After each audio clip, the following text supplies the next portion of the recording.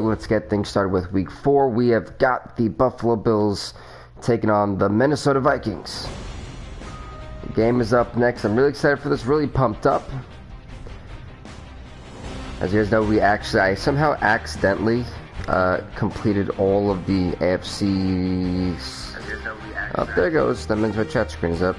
That means we completed the AFC South division, if I'm not mistaken. So it's always great to hear and see that. It's the coach. You're watching Madden football. Coach, thanks very much. Spread between 4th and 6th Streets in downtown Minneapolis. We welcome you inside. And Minnesota. Honestly, Minnesota's one of the cooler stadiums. Well, at least now. What is up? The Dean. That's fielded in the end zone. And no run back here. This will be a touchback, and it comes out to the 25-yard line. So here's the Viking offense making their way. The other thing I got to say is I got to get used to that darn third-round pick back in 2012, and that's the cornerback Nick Foles. Love his build, love his arm. Had a Pro Bowl season with the Philadelphia Eagles, looking to scale those heights once again. On play action, no throw. Philadelphia and the Vikings are two different stories. Hey, Nick Foles looking good. Oof, Denver 0-3. 17 yards, first down, Vikings. One play has him up past the 40 already, and another 1st and 10. The first carry now for down. Get him. There we go. We stopped Melvin Cook. No chance of turning the corner. He can only get back to the line of scrimmage. What is up, T.Y.? Coming up. I know that speed is the hallmark of today's NFL game, but the key to good rushing defense is still having your linebackers set the edge. Here's Ed Oliver. He's got his little X factor, but it's funny how Tre'Davious White and Ed Oliver initially cut. Whoa, bad defense by 39. What was that? That good for 21 yards on the catch and run. That was really bad. That was terrible. Not a surprise, is it? I mean, this is what he does well. And if you don't tackle him as soon as he catches the ball, this is the end result. Big yard. Yeah, Melvin Cook wasn't. Oh, Dalvin Cook wasn't getting anything going on that one. So they better get a wrangle and a hold on that quickly. Yeah, exactly right. What's really difficult. The Nick Foles and the Vikings have, I'd like to say, well enough, have really just stormed up the field without any harassment or trouble. That should be a holding on the offense, so this play should be good for nothing. It's going to have to be brought back. And he's going to be taken down here with a penalty flag. Exactly. 2nd and 20, I absolutely agree, Coach. It's too bad, isn't it? They were feeling pretty good. The Vikings going into this game 2-1, while the Bills are the opposite at just 1-2. So they desperately do need a win here. Please go back to 500. And on the road, what better way to get a win? Gain on the play this time, and it'll be a 3rd and long situation coming up. So now into a 3rd and long situation. Now Foles. When you have a situation like that, it's going to be easy. First down. No, it's going to be stopped. So close. But it's going to be 4th and long, which is going to force the Vikings to go for a field goal. Absolutely heartbreaking for them, but at least they're going to put up some points up on the board. To make up there, but what a big-time play for them. Nice completion, excellent game. And that one barely made it, but it is 3-0, Minnesota in the lead. So the opening drive does yield points, maybe not the 7 they wanted, but they'll take the 3. Accumulating first downs does not go up on the scoreboard, but it does go into the DNA of the team. So who was it where I had like a punt and kick return touchdown? It was Tampa Bay in the postseason. In the postseason, nonetheless, folks. So now the Bills getting ready to go on their first drive. They'll be led out by the first Wyoming quarterback. Hey, what is up, Aaron? Round, standing 6'5". Yes, Madden is definitely back up. I do apologize because the wrestling game that I pre-ordered it just came out, and the same thing I did with Madden I did with wrestling, where I only focused on wrestling. Yes, I can definitely say that Madden is back on. We're only doing one episode this week because I do have a lot of plans on Sunday, but next week it'll be going back to 2 to 3. So just look forward to that. On 2nd down, it's Henry, and he'll get it out. There you go, Derrick Henry. I'm loving it. They'll get 3 as the drive continues. Yeah, franchise was, they had this new update, and I think that the update really hurt it. I gave it a little while, and mine boosted back up. I know if you had an online franchise, you weren't going to be able to go on it for a long, long time. Luckily, oh, please catch that. But I know, if you had an offline, it shouldn't have affected you. Because I was able for my offline franchise to go back into this one without any problems. From Viking territory now. Oh, that's the service went off. Ooh. At the 45-yard line. Ooh. Here's Allen to throw it. Then he finds that's a first down. and he takes this just a few yards shy. I'm an online. Ooh. Yeah, that's probably why. Yeah, if you had an offline one, you were fine, but if you had online, you were done. And this will probably be the last play of the quarter.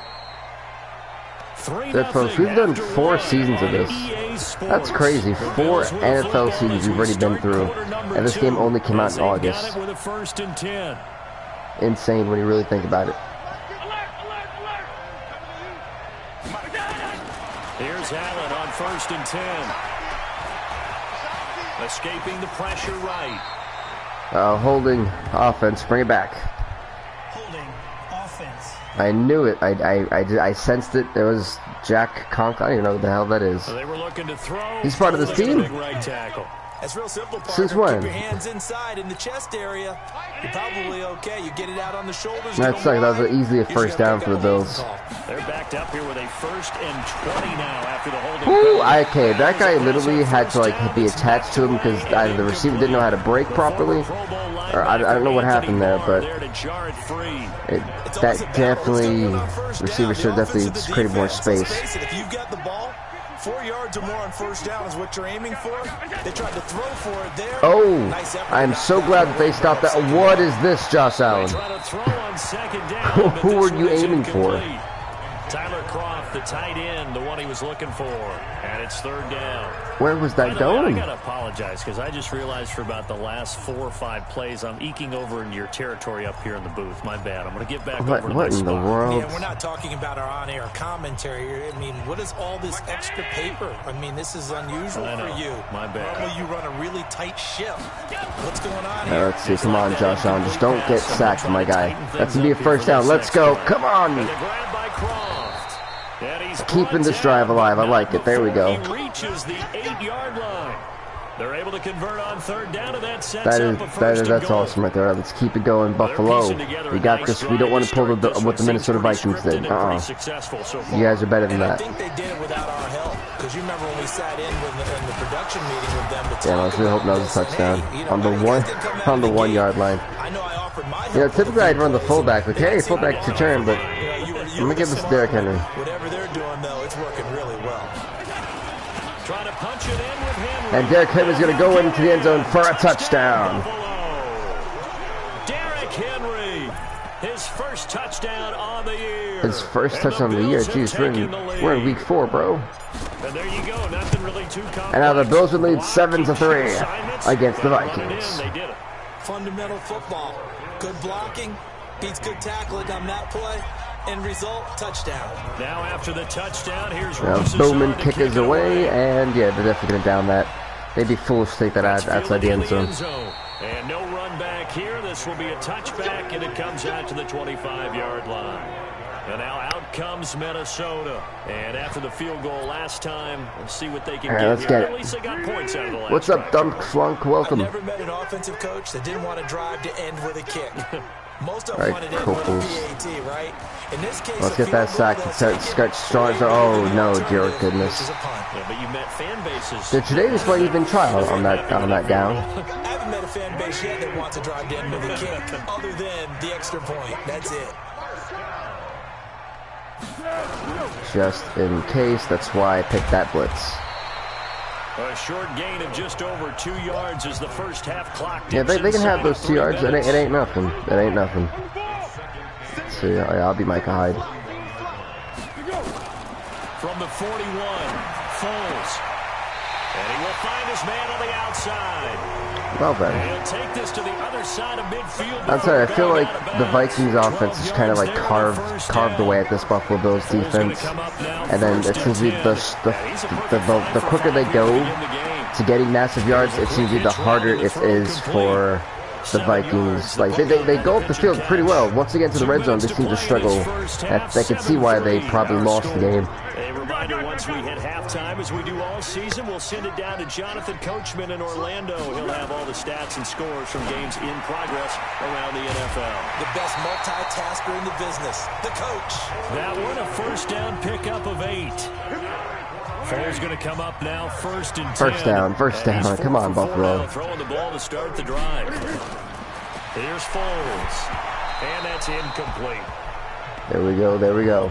It's been my observation there's been a nice variety of play calling defensively. You and I often talk about an offense's ability to keep a defense off balance with what they're doing. I think the converse has been true in this game. I think you're right. They seem to have gone off 10. Right down the middle. Come on, guys. In the second quarter, a lot of time to change things. A gain there of 21 yards. And there's another completion to the tight end. And let's face it, it is hard to overthrow. Come on, Poor. I need you to... It is indeed. Quarterbacks like their speed guys. They like that huge 6'6" target that they've got. Good job, number 39. Let's keep it up. It reminds me of what one 2 more downs. I'd rather get a field goal, boys. Just make sure you throw it up there. You know, kind of like put up on the top shelf where the kids can't get it. That'll be complete to Cook. That's okay. That's not a first down. It's 3rd and 2. They still got 2 more yards to go. Oh, they called the timeout. Third and 2. The Vikings going to signal for the first of their timeouts as they'll stop it with just over a minute to go before halftime. Play number 9 set to come here on the drive on 3rd and 2. Foles. And they're going to get to monstrous sack. That's why I did that. Matt Miliano with a huge sack. Matt Milano in there to drop him for a 6. Now, Minnesota, you can go for that illustrious field goal you were looking for. This has been a pretty sizable drive. They've had some success. Finally, the defensive coordinator found some success of his own. I think he just simply said enough of that. Okay, and yeah, the Vikings scored a field, but guess what? The Bills are still in the lead by 1 point. It's 7-6 Buffalo. So the 3 points here, they're still down, but they put somewhat of a dent into that lead going into the break. Anything helps when you're trying to chip away at a lead, but they do know that they're going to need a little bit better effort in the second half. And a nice return. Down 30 yards. All right, well, I mean, I do know that Josh Allen has a semi-accurate cannon. He's got a cannon. It ain't that accurate. So, Josh, let's see what you got. Field position, what it is, maybe better suited to just sit on it. Nowhere to escape, and he goes down. The defensive end, Daniil Hunter, drops him. And we're going to get a timeout with 2 seconds remaining in the second quarter. Trying to get one more in here before the quarter breaks.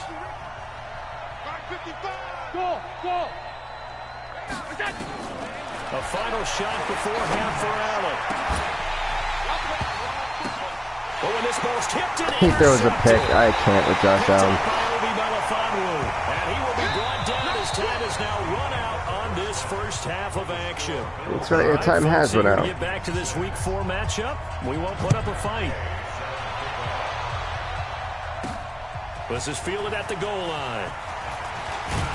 And he'll take this across the 25, a couple extra yards up to the 27-yard line. Here comes Josh Allen and the Bills offense back onto the field. And he's had some time to chew on that interception he threw on his last drive back in the first half.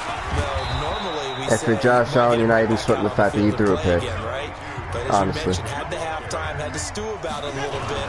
Maybe you'll have a chance to relax a little, kind of laugh and first down. That's what Buffalo wants to see, those first downs. Let's go. Start the third quarter. 2 yards, good enough for a first. So from the 39, seems to know exactly when we're running it. First and 10. Derrick Henry. And he'll be taken down. First down. Good job, Derrick. So I'll run Derrick Henry all day. If that's what's going to defeat the Minnesota Vikings, absolutely. Let's go with it. And that's probably a good philosophy at this point. Going to make that defense stand up and stop them. A first down carry for Henry.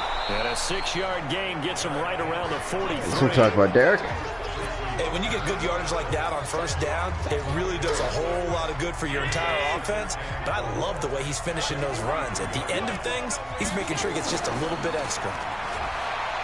On second down and 4, Allen. And this one incomplete. Too much contact to hold on to that one, and it's third down. We saw this a lot in the first half, and it continues. These receivers just not able to get much separation. So that means they have to win the 50-50 balls. They've got to go up with the defender and find a way to start coming down with them. And this time, contact and another incomplete pass. Allen from the gun on third down.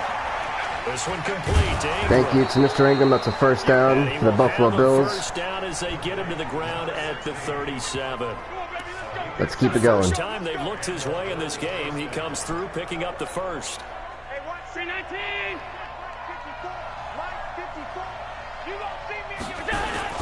Back to the ground now. It's Henry.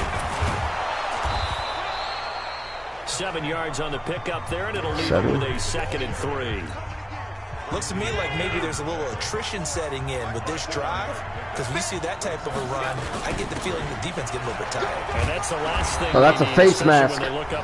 Automatic first down plus some extra yards. Somewhat awkwardly here, and a late flag as well. I think this one's going to be a face mask. Oh, absolutely accept that. Right away. We knew that flag was coming out. And I always enjoy the conversation post, because officials always tell you, I don't want to throw the flag, but you caused the play. You did it. I had to. And he's going to get a solid gain of 9 before being brought down. 2nd and right at a yard. The previous run, good for 9. Here's 2nd and a yard. Come on, Henry, get me that first down. Now it's Freeman. And Derrick Henry's going to run into the end zone again for another touchdown for the Buffalo Bills. Royce Freeman. Oh, Royce Freeman. Touchdown now on the year. And the Bills will add on to their lead. Solid job. And it's about to be 14-6 for the Buffalo Bills as they keep their lead. That was well executed, wasn't it? Well blocked, well run. End result, 6 points. Touchdown. Now after the touchdown, here's Rosas on to kick it away. That'll be taken. They'll put up the stop sign there as his guys will get it at the 25. Good feeling for the Bills and putting up another touchdown. Start their next drive. They trail offense, first time to touch the ball in quarter 3, and we'll see what they can do. And I can't wait to see. That's going to be 2nd and 10 after. I don't know what Nick Foles' plan was right there, but it certainly did not add up. These things worked well for us, and sometimes they throw in that big chunk play right away. Shocker. Try and get after him early and try and create a big play. 2nd incompletion. Now it's going to be 3rd and 10. One more stop, and this will be the first time the Bills actually stop the Vikings for putting up points up on the board. Coming up, here's 3rd and 10. I would expect to see some pressure here. The pressure drops off as they'll look to throw. Oh, he dropped it. And that's going to be 4th and 10, which means the Vikings are forced to punt it. Too good there. The contact popped the ball free, and it's 4th down. Coverage being lights out. We're into the second half now, and this is an offense that continues to struggle to sustain a drive. Looks like they're just totally out of sync, whether they're running the ball, passing the ball like we saw there. I don't know. The rhythm seems off. Illegal block in the back. I'm 3 for 3. I am 3 for 3 for today. I've got to say that's too funny. When I literally seen that penalty, like, ah, man, there's just no way I'm getting away with that one. But it is going to come back due to the illegal block in the back. They'll run with Henry, and he gets this one first down. Shy of the 40. They'll mark him down at the 39. 12 yards that time, and a Bills first down. The Bills are all about trying to waste that clock. They know how important this game is, He's getting past the point of attack, and they want to capitalize. Guys have to make a lot of tackles. All right, here we go. They keep it with Henry on first down. I have no idea how he was able to get 6 yards, but I'll take it just because of how funny that completely looked. One of the keys to advancing the ball downfield, success on first down. Huge difference, as we know, between 2nd and 4 and 2nd and 8 and 9. Those are going to make sure we go into that 4th quarter. And we return. That is the 4th and final quarter of this game. Buffalo's in the lead 14, the Vikings down. Vikings only have 6. second down, here's Henry. And down he goes at the 49, man. a 3-yard pickup.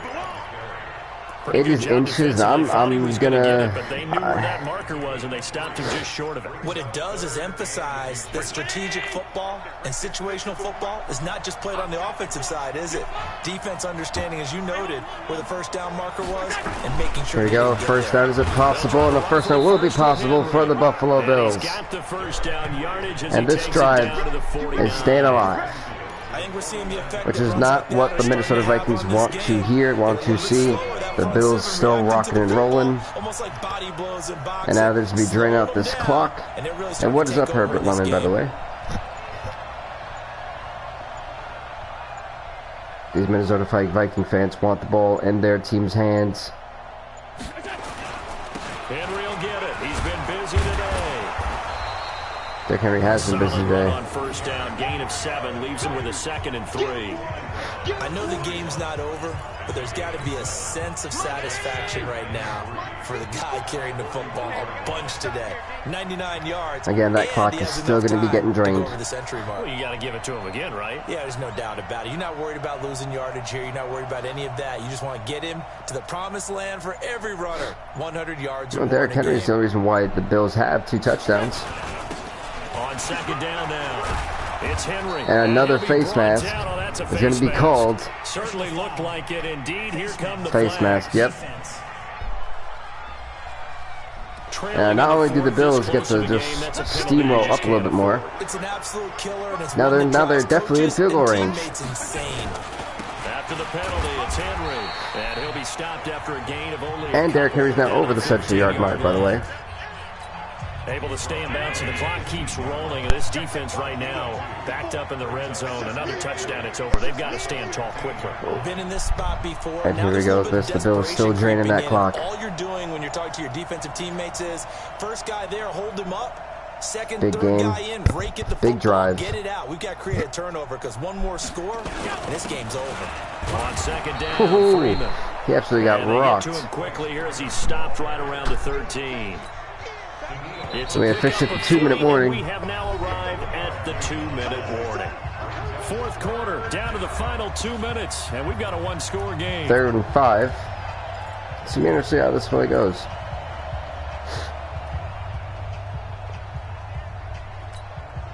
So it's Bills football here as we get you reset. It is Bills football. Let's see what they've come up with offensively after having time to talk it over.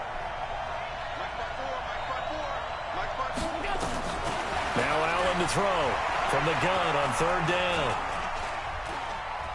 Dancing to his left. Josh Allen does get sacked, but he was going to take that sack.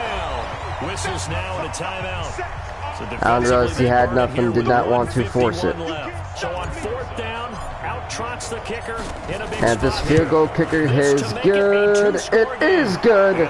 And the Bills are now in the lead 17-6, which is what Minnesota definitely did not want to have.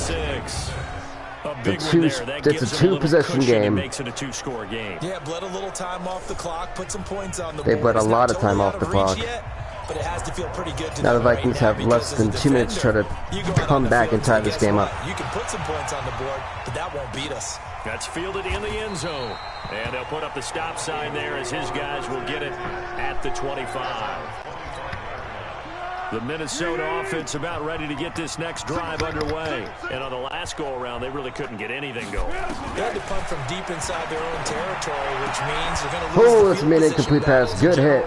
Now it's 2nd and 10 for the Minnesota Vikings. Consistency, move the ball at least a few times on offense, get a couple of first downs, and hopefully flip the field. Yeah, just something to build off of. That's what they're looking for here. To throw again on 2nd down. Foles. That's not going to be a first down. The Vikings forced to call a timeout. They've only got one left. It's 3rd and 1. Over here before what will be an important 3rd down. Back to throw here. That would have been a pick if anywhere else. The frustration is definitely setting in because they've thrown it to him over and over, unable to come up with a catch thus far. I think he knew he would have his challenges against his secondary. I don't think he saw a goose egg at this point in the game. Running for it. Here's Cook. And he's going to have the first down. And it is going to be first down. They keep the game alive, at least for the moment, as it's a first down. And Rudolph has it, the tight end. Kyle Rudolph getting there. A chunk of yardage before being dropped inside the 40. They're going to look to throw. Oh, that's going to be a heartbreaking pick by Tre'Davious White, who gets the pick, and that's going to be the dagger for the Minnesota Vikings. At the 29-yard line. So many times we end the game. Tre'Davious White just put the nail in the coffin for the Minnesota Vikings with that pick. They frustrated the offense the entire ball game. That's why they're walking out of here with a victory. And they're going to love to walk out of here with that as their final act, that interception. Good way for them to end it. The Vikings going to use their third and final timeout as they'll stop it with just over 40 seconds to go in the game. And that is absolutely just devastating for the Minnesota Vikings. If they had any chance of a comeback, well, it definitely ain't there now. It is a standard symbol. Taking a knee means that one team won and the other one obviously lost the ball game. But now that team that won is 2-2. After the first 4 games, I think they're okay with a 2-2 start. Not overly happy, but at the same time, not depressed either. You mentioned to me breaking down a season in quadrants. So the first quadrant is kind of a check, as you said, for okay. Not great, not bad. Yeah, right. And the Buffalo Bills defeat the Minnesota Vikings 17-6. The Vikings are absolutely pissed. For the Buffalo Bills, and it was their defense that really made the statement after the break. They pitched the second half. Yeah, the Buffalo Bills just Tre'Davious White put the nail in the coffin. They did score in the second quarter. Do you think they thought that means both teams here are now at 2-2? No, but what a second half. The adjustment, whatever they did in the locker room, it certainly worked. It certainly did, and you're exactly right. Whether it was an adjustment, whether it was just more focus on what they planned. Josh Allen was a non-factor for certain.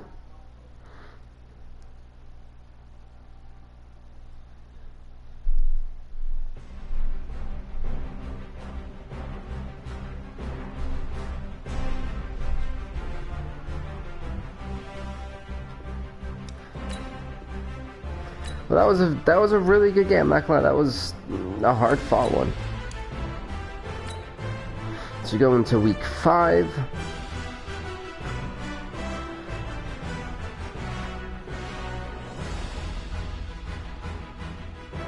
Let's see what we got for week 5. Which teams will we be looking at? And then the spotlight.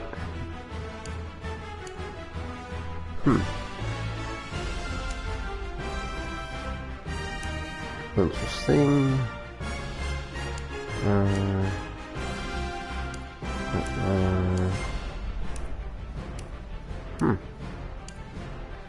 Well, you know what? We're gonna do the.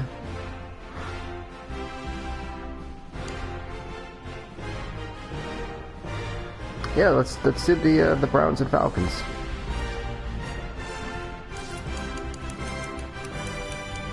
I think Matt Ryan is still a quarterback, so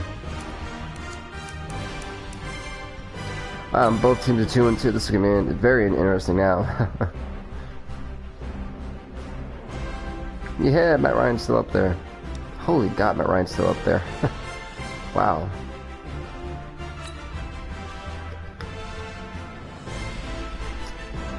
That's crazy. Matt Ryan is still, after 3 years, you'd think Matt Ryan would be done. He's still going. Him and Ben, I think, are still going.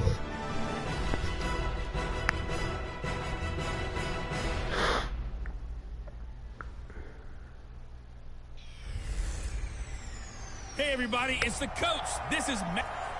Coach, the weather this time of year in the South, perfect. Fall football weather, and we've got the roof wide open here at Mercedes-Benz Stadium in the heart of Georgia. Oh, wow, really? We've got a good Week 5 matchup in store here between the Cleveland Browns. Week 5, we got the Browns and the Falcons. And no run back here. This will be a touchback, and it comes out to the 25-yard line.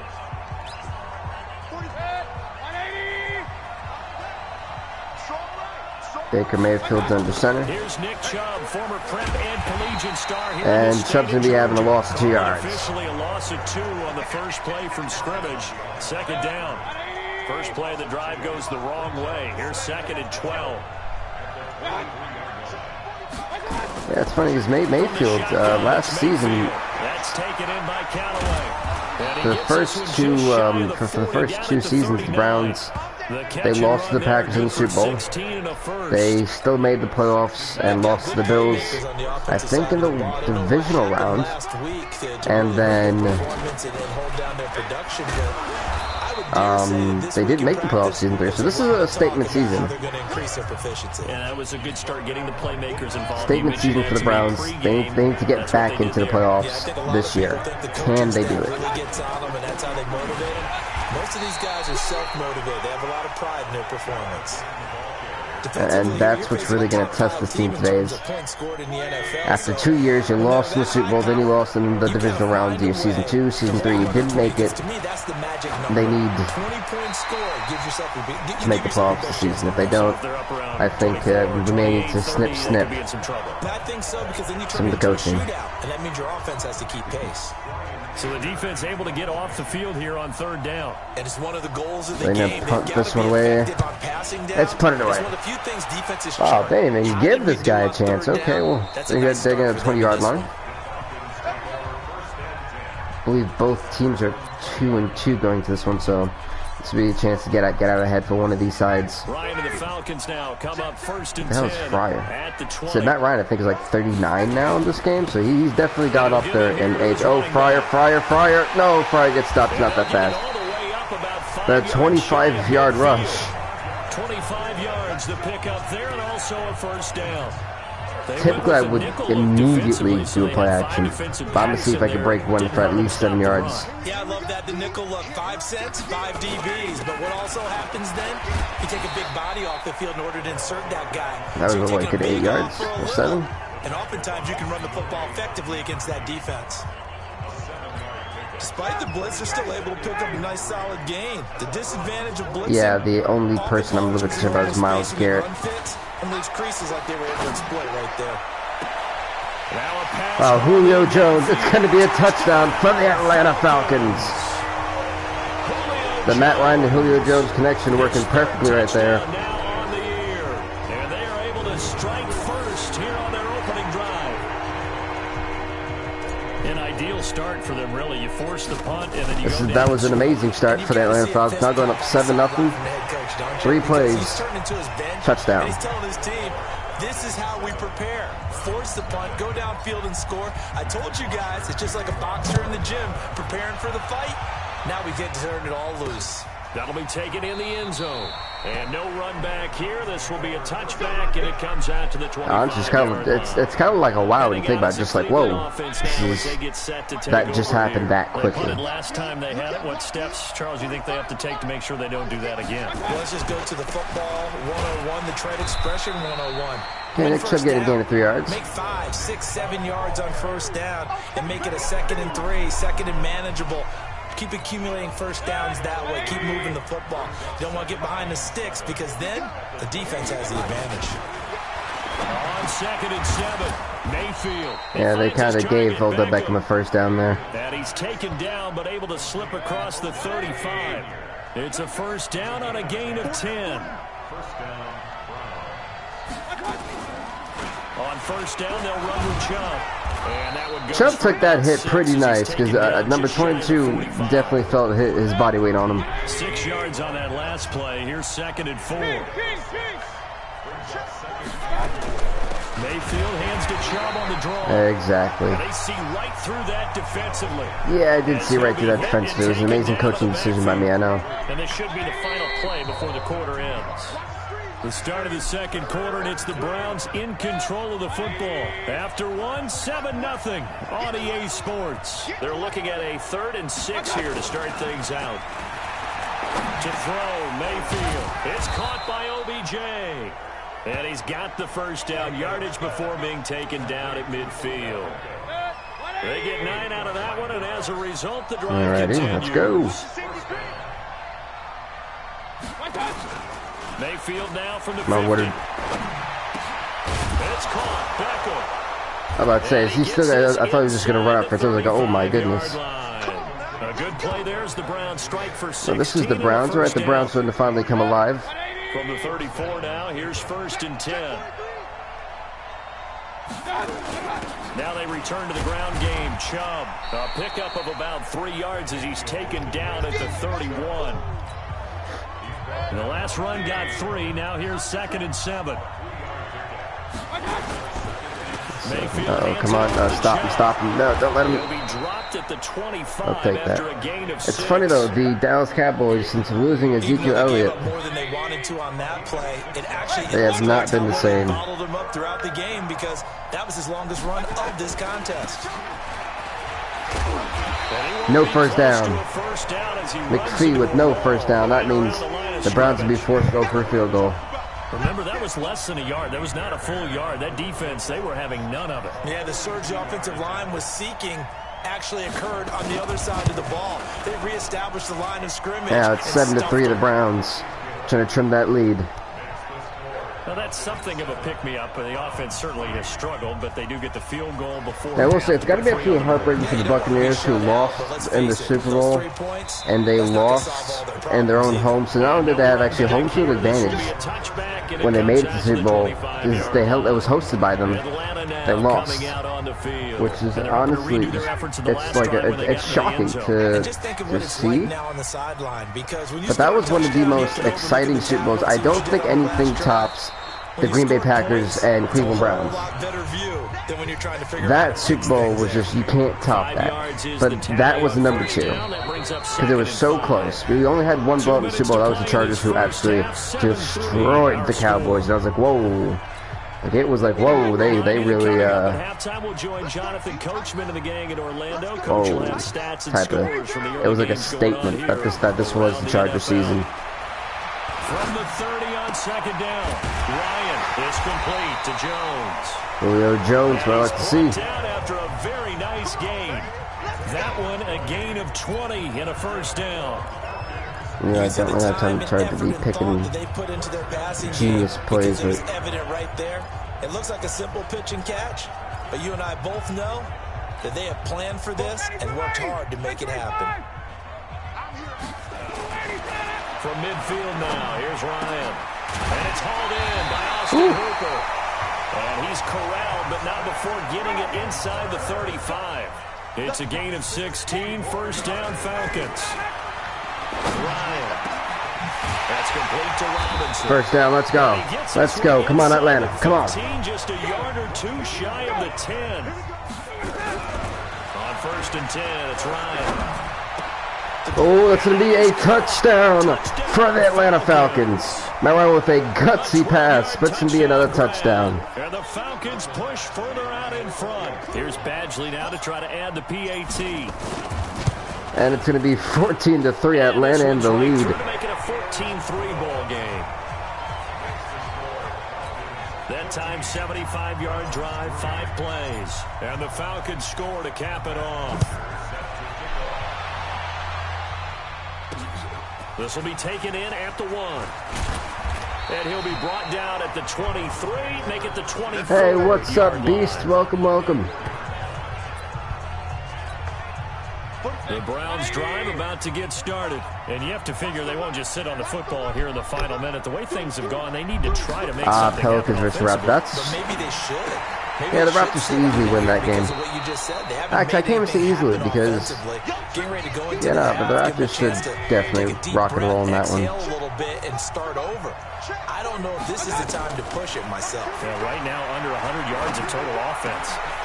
By the way, guys, if you were wondering, I'm actually considering possibly for Black Friday purchasing NBA 2K20 and possibly doing what I do with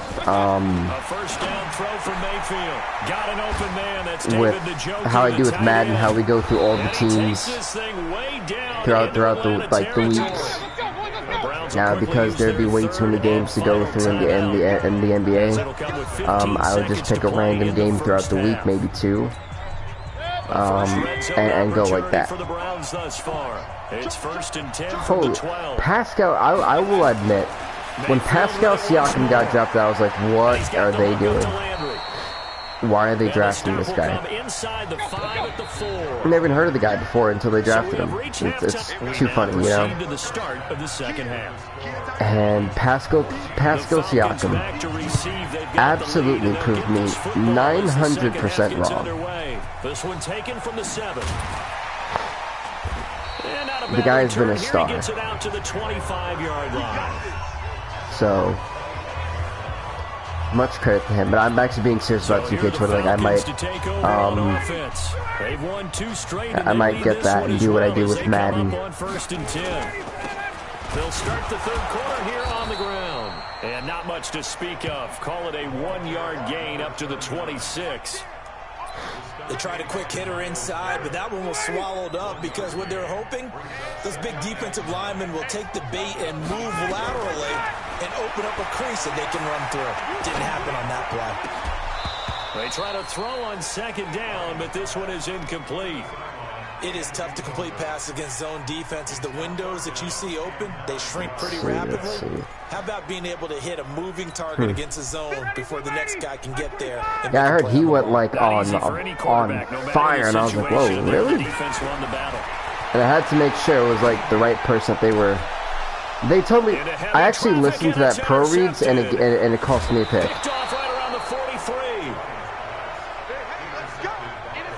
So, note to self, don't listen to pro reads, because that literally just cost me a pick. Indeed, and not the tone they wanted to set. That's the equivalent of running out the road. And they still lost. Oh, that's too funny. Instead of running out onto the field. A real dud for that. Has that happened to you before? No, but I've heard stories about teams actually doing that back in the good old days. On second down, Mayfield again. To the right side, and he's got Landry complete. That catch good for 5. It's third down. But what happened to Steph Curry? Why is he? Where has he been? Is actually one of the safer things an offense can do. Get the ball out to the receiver as fast as possible.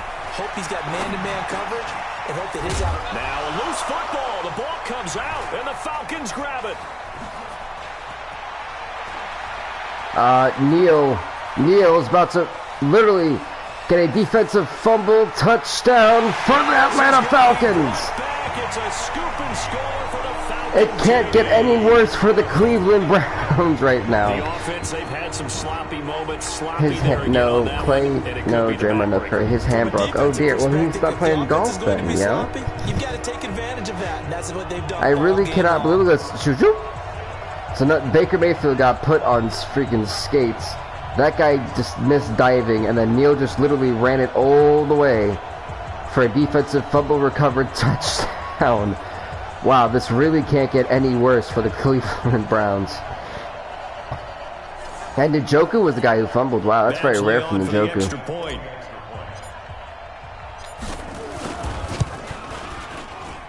And it's 21-3. 21-3. This is... Ladies and gentlemen, I don't even know what to. How do you? And you can bet they're preaching 2 hands on the ball. How can you call this? That fumble return. That's fielded in the end zone, and no run back here. This will be a touchback, and it comes out to the 25-yard line. The Browns drive about to get started, and they'll be looking to start fresh. Who, Aaron Baines? That guy still starts? I just wonder, partner, sometimes they put such an emphasis on things, and you know in that situation, as they ran out there, they were told, take care of the football, don't cough it up. And sometimes that's the last thing you hear, and that's exactly what you do. To throw again on second down. Mayfield. I honestly couldn't even tell where that was coming to. I was like, where is he? Where is he targeting? Across the 40-yard line. It's a first down on a gain of 10. And now we've got flags. Why'd he get suspended? Looked like one of the Browns might have moved. That's going to set him back 5 yards.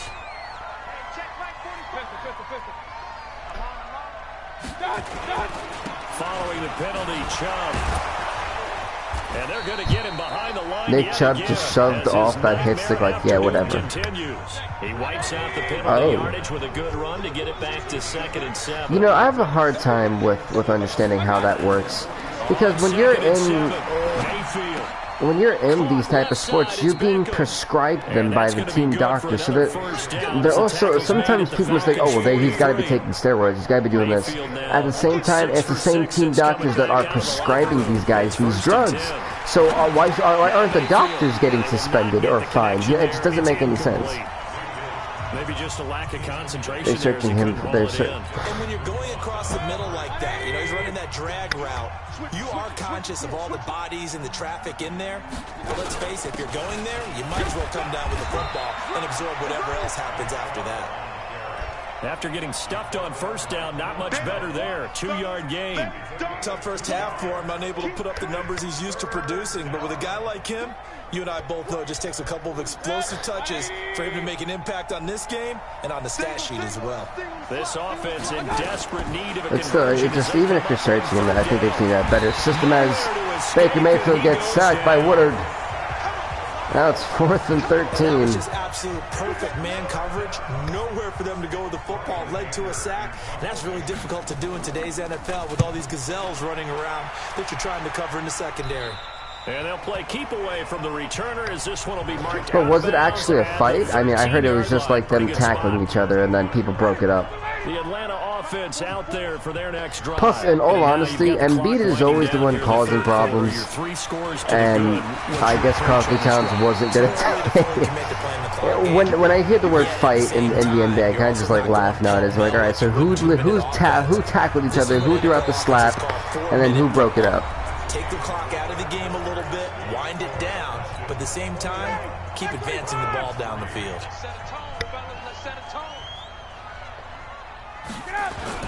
Running game working, they'll stick with it on first down. Wow, he just fumbled it. And this is picked up by the Browns. This is not what the Falcons want. Shot at the 32-yard line. From the 32, well, if Carlton Towns was the one who... That means... something had to be said by someone. Mayfield now after the fumble recovery. Carlton Towns is typically well behaved. Before he's brought down. 14 yards, and it's a Cleveland first down. Defensively, you said coming in earlier in the broadcast, the magic number was 20 points for you. That's what you thought they would have to hold this offense to, or less than that. And wow, they've done that in a big way, haven't they? And not only have they done it, they put themselves in a great position to win this one because holding them down was paramount. If they could get it done, well, guess what? We see the end result. Right now, they have their eye on victory. And leading here in the 4th. Well, think about it. In a game where, you know, people don't understand, basketball is a physical contact sport. Whether people want to admit that or not, it really is. And in a game where you're constantly guarding somebody and you guys are constantly being pressed against each other and you're trying to out-physically maneuver the other one, the trash talking is going to add to more of an aggressive state. These guys are already aggressive in general. So his second touchdown on the season. The trash talking, after a while, you're already being irritated at the fact that, you know, you've been guarding this guy for so long, and a lot of physical contact on some people don't like contact. Even though they play sports, they don't like to be touched. Add in a little bit of athleticism and a whole lot of toughness, you've got a lot to deal with, don't you? That's why the guys in the backfield get them really nice Christmas gifts, right? If they're smart, they do. So, fourth quarter, they felt like they needed the football back. Indeed likes to talk trash, but and I know we brought analytics into the game, and someone really see the point in it. Data says that when a team's expecting an onside kick, 80% of the time, the team expecting it, they do actually recover the ball, which is what we saw here. I just wonder if that number is much more of a anecdotal type of a number. Kind of like when the coaches tell us, well, when you score on special teams, 93% of the time you win the game. I'm still waiting to see that number is empirical. First down. Go down here at the 35-yard line. Personal foul. Face mask. Yeah, and a face mask. They're down here in the 4th, and that personal Because sometimes people try, and when you get tried, you know, they're going to react. Will tell you that's extra intensity. From where we sit, it's actually frustration. Not a good play. Now a handoff here to his running back. And he'll get this one down to about the 17. Give him 3 on first down. It'll set up a 2nd and 7. And he'll give it here to his running back. And he's brought down just outside of the 10 at the 11. A gain of 3 last play. This time they double it and pick up 6. They don't need to run another play here before the 2-minute warning. Well, you know, I've never really appreciated Joel Embiid. I've always kind of called Joel Embiid an idiot. And he picks up the first as he's able to take it down to the 7-yard line. I mean, I don't see what's funny for him, but able to convert, and that sets up if first and that's goal now. how he does it, you know, laughing is, I guess, football game here on EA Sports. a way to ease down the situation. Football as we welcome you back. They've got it first and goal in a game that appears to have already been decided. They'll try and run for it on first and goal. Wow, that's a touchdown for the Falcons again. Touchdown, Atlanta. This has just been a demolition derby. His first touchdown on the year. And the Falcons push further out in front. We know that the big guys won't get the credit, Brandon, but we also know that that touchdown... Yeah, I heard it was like Bogdanovich's like last-second miracle 3 that got them to win. Extra point by Badgley, up and good. And the lead is up to 18 now. Now after the touchdown, it's Bosher to kick it away. This fielded at the 2. And he'll get across the 20 It's a 23-yard line, all right. At about the 23-yard line. Yeah, well, it was that crazy last-second 3 that everyone was like, "Oh my gosh!" And I saw it on the ESPN Snapchat. I was like, "Oh wow, that was crazy." At the end just to take into next week. Yeah, sometimes teams want to do that, and coaches want to. I remember one time I was on a team, and we were losing late in a game like this, and you knew it was lost. It was over, right? And the coach called a running play and pretty much said to everyone, "I want to see something executed well before we get out of here." And that was the message to the team. I think everyone thought that the Bucks would win that game until Bogdanovich shut everybody down. You thought? No, think again. And he's got this one complete to Callaway. And taking it across midfield and inside the 45. Mayfield on first down. As a passer, you're always trying to find that open window to throw the ball downfield. Call that timeout, Cleveland. No, you know you want to. No, you don't want to call timeout. Okay. Good play. There's the Browns strike for 16 and a first down. Lakers do. The Lakers. I've never really been interested in the Lakers. They're the Lakers. I stopped caring about the Lakers when Kobe retired, and then LeBron came over there, and I was like, "Oh, okay, this is gonna be interesting." It's gonna be interesting how they're gonna finish off, though. Looking to throw again on second down. Mayfield looking for the out route. It's completed to Landry. That one a first down pickup of 8. Mayfield brings him up first and 10. And he's hit on all 6 of his throws on this drive. From the red zone now, they'll look to throw. Well, yeah, I think sacked back at the 23-yard line. Now the Browns signal for the second of their timeouts. Yeah, I think Dwayne Wade moved to in the football game. LA. Throwing on second and long. Mayfield. And that will be incomplete with a clock showing 18 seconds now to go. The Pro Bowler Odell Beckham, the intended receiver. Third down here. Mayfield from the gun on third down. Almost intercepted. I thought he caught that for a time. I was like, wow, Odell Beckham really just did that. And how about this? 4th and long, and they're going to go for it. Yeah, I mean, it's something to take into next week for the Browns. Mayfield to throw for it on 4th. That's taken in by Callaway. But they're going to wrap him up as he'll go down well short of a first. Well, the Falcons like, let's get some more stats for a halfback. I hated that era. I'm not even gonna lie. I think I've never appreciated the whole super team era. It's lame. 2 yards on the pickup there. Like when the Warriors had that powerhouse, like wow, this is gonna be boring for the next couple of years. At that time, the East was so weak, and the East is still kind of weak. It was not fun. And then when the Heat started just dominating, I was like, oh, whatever. But at least the Heat had caps. Nowadays there are no salary caps anymore when you really think about it, because you can just go over and pay it off later. So for the Falcons, they move back over 500 at 3-2 now on the year, and they'll get to stay. Look at that, the Falcons are 3-2. The Browns are 2-3. Woohoo!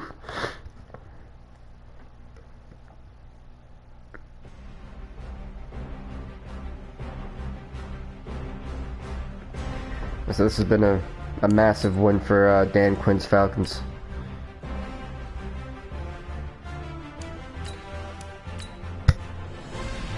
That definitely bites for them. By the way, folks, we also will be doing wrestling later today. Some WCW. Breakout player. Help a player upgrade his dev trait. Okay, that's great for them. Outside, folks, I still cannot.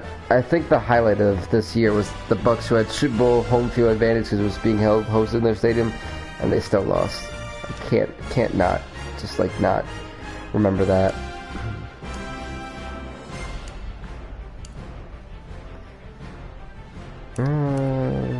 Let's see what game to do next. Well, I mean, we can get two teams. I know. I don't know what they'll be doing. Yeah, let's do the Cowboys and Lions.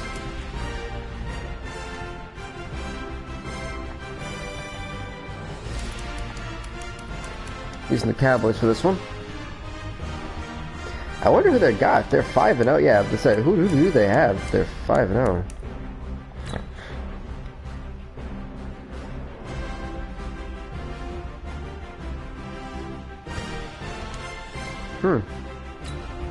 That's so weird. Yeah, we've got WCW, and I'm not sure for our soccer fans, but I realized that even though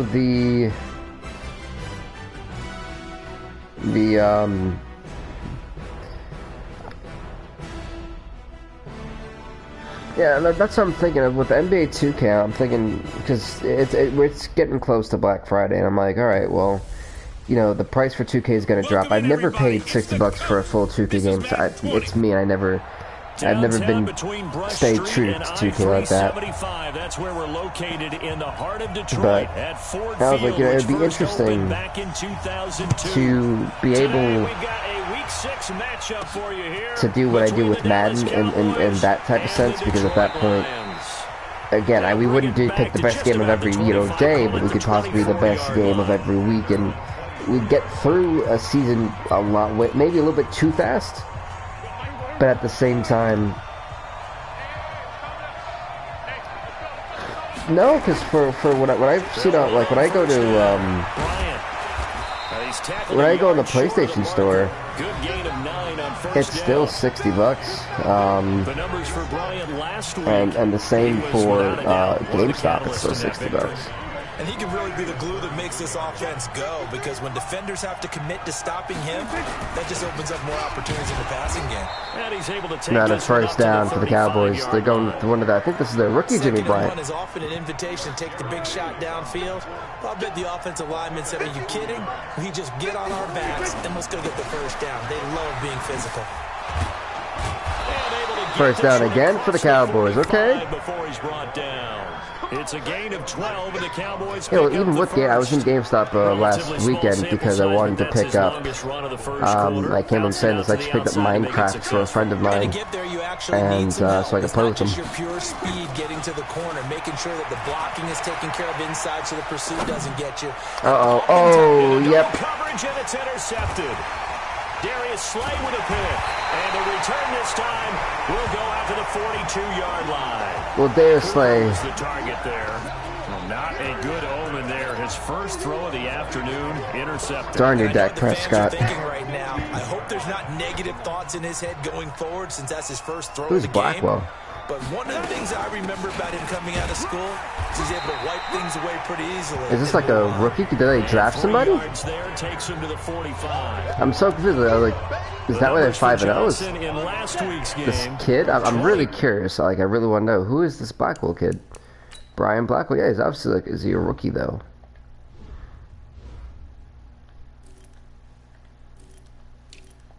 Oh crap.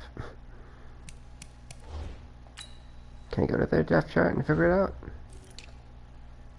No, he's a one-year pro, so they got him last season. What happened to him last season, then? 5 yards past 100 and a touchdown. And well liked by his teammates. In fact, I got on good authority, even though I'm not an investigative reporter, that in their team meeting this week, the offensive line stood up and said, "Coach, We've got to have better yardage for this guy. He's number 9 in the league. He's got to be in the top 3 before the season's over. Let's run the ball. Now on the heels of that run by Johnson, here's another 1st and 10. They'll run it now out of the gun. And this winds up a gain of 4 to the 41. Turn the Rams last season, they went 8-8 and then just went on this like massive losing streak. It was so, they went 8-0 and then they went on like this massive losing streak. It was so odd, and I was like, huh. Yeah, this is where the Cowboys, in order to make up for Dak Prescott's really bad throw under pressure, they're gonna have to stop him, and stop him quickly. And my guess is the wheels are turning on that other sideline. As a play caller, you're filing that away right now, aren't you? Yeah, you're trying That's to find perfect. that opportunity later on when you can play action. That is exactly. Oh, the Texans are 5-0, but they have Deshaun Watson. Man, they were struggling at the start. Yeah, at beast, I might just try to see if going to control the fact the receiver was open, and it would have been an easy throw. The game stop is going to be a 1. Like I said, when I went over there originally, here's the Dallas offense now heading back out onto the field. Price was still extremely high. The first time they had the football, but now they get it back and it's still 0-0. And because of that, you know what the thought process is? Interception. 1 interception. It didn't really happen because they gave up no points. So go back on the attack. Hey, this Bryant kid, he's... You believe will be successful? Find your playmakers and give them the football. He's rock and roll, especially for the Cowboys. Afternoon on the run game. And why not? What we're seeing so far, working pretty well from them. And here's the best part. We always talk about the best performers do their job when the lights come on. I think he likes natural light best. Give him 9 on the carry that time, and they're set up with a 2nd and 1. All right, the last run got 9. That leaves him with 2nd and a yard. Now a handoff here to his running back. O'Brien is single-handedly strong-manning his way for these Dallas Cowboys. 7 yards there and a 1st down. Start of the 2nd quarter, and it's the Cowboys in possession as they've got it with a 1st and 10. No score after 1 on EA Sports. On 1st down, it's Bryant, and he's going to get it across the midfield stripe Now 4 yards. into Lion territory. It's a pickup of 4, and it'll bring up 2nd down. It's going to be a heavy blitz, isn't it? From just shy of midfield, Prescott. It's going to be a 1st down for the Cowboys. 9 yards. Oh, they have Mark Cooper. I forgot about that. This has to go down as one of the simpler routes in the playbook, but oh so effective. Nice completion there. Keeps the sticks moving. They'll run on 1st down. Bryant, and he'll get 4 here down to the 35-yard line. That's okay. That means Brian is effectively hard-earned 4 yards. Yeah, those are the unsung kind of runs. Getting easy yards. Good position on 2nd down. And Brian has been the one to really push the Cowboys into a really good. Can I get back to? I guess I can't. From the 35 on 2nd down, Prescott gonna throw right side here. This will be a 1st down. So now the Cowboys are really in scoring range. Reaching the 10-yard line. That one good for 26 and a 1st down. Now that tight end position, it just seems to continue to evolve every year in the NFL. Yeah, you're getting really terrific athletes. A lot of them maybe want to run it over there. We'll see. They continue to give you speed. And Jimmy Brunson running for a touchdown for the Dallas Cowboys. A great play there. His 4th touchdown on the year. As his guys are first onto the scoreboard here this afternoon. And they're able to run it in. It started with a battle in the trenches. They won there, and they got in for 6 points. And that's going to be a tough one for the defense to deal with. Now that's Jimmy Bryant's 8th rushing touchdown of the season. How are we going to slow down this running game? Because on that particular play, they had no answer. That'll be taken in the end zone. And now the Cowboys do have a lead, so they have definitely forgotten about that interception that they threw. The Lions offense, they get ready to head back onto the field. They'll be looking to match that touchdown from a moment ago. 7-0 is the score as they begin with a 1st down. A nice run on 1st down gets him 6 yards to the 31. He'll get a nice chunk there. It's funny because the Lions have been that team, and especially in this Madden 20 series, to have from the 31. 2nd and 4. In so many ways. Completing it here to Marvin Jones. Like year 2, they made the playoffs with Phillip Rivers. Year 3, they went flat lines. And now year 4, they're looking to already have 5 wins within, you know, 5 weeks. It's like, whoa, what happened? It's like, well, what's going on with the Lions? A reminder, once we hit halftime, as we do all season, we'll send it down to Jonathan Coachman in Orlando. He'll have all the stats and scores from games in progress around the NFL. The best and a massive sack for the Marcus Lawrence reps. He just crashed and wrecked Brian Blackwell. And that is, oh, his second sack, but there's the fumble. Marcus Lawrence already with 2. On plays like this, when the ball comes free, it's often unusual. I mean, they had the ball, it's overturned, whatever. That's still a sack. Sack, baby! Sack! On the ready. 54, recon, 132 fighter. This challenge was initiated by the guys in New York. Taking a look at the play, less than 2 minutes to go. Yeah, I'm sure the coach wanted to they really were going to run it? Going to send the New York office a holiday card. Just a 2-yard pickup, and that should I'm fairly confused on that play, that decision. Here comes the Lions punter now, as he'll punt it away for the second time.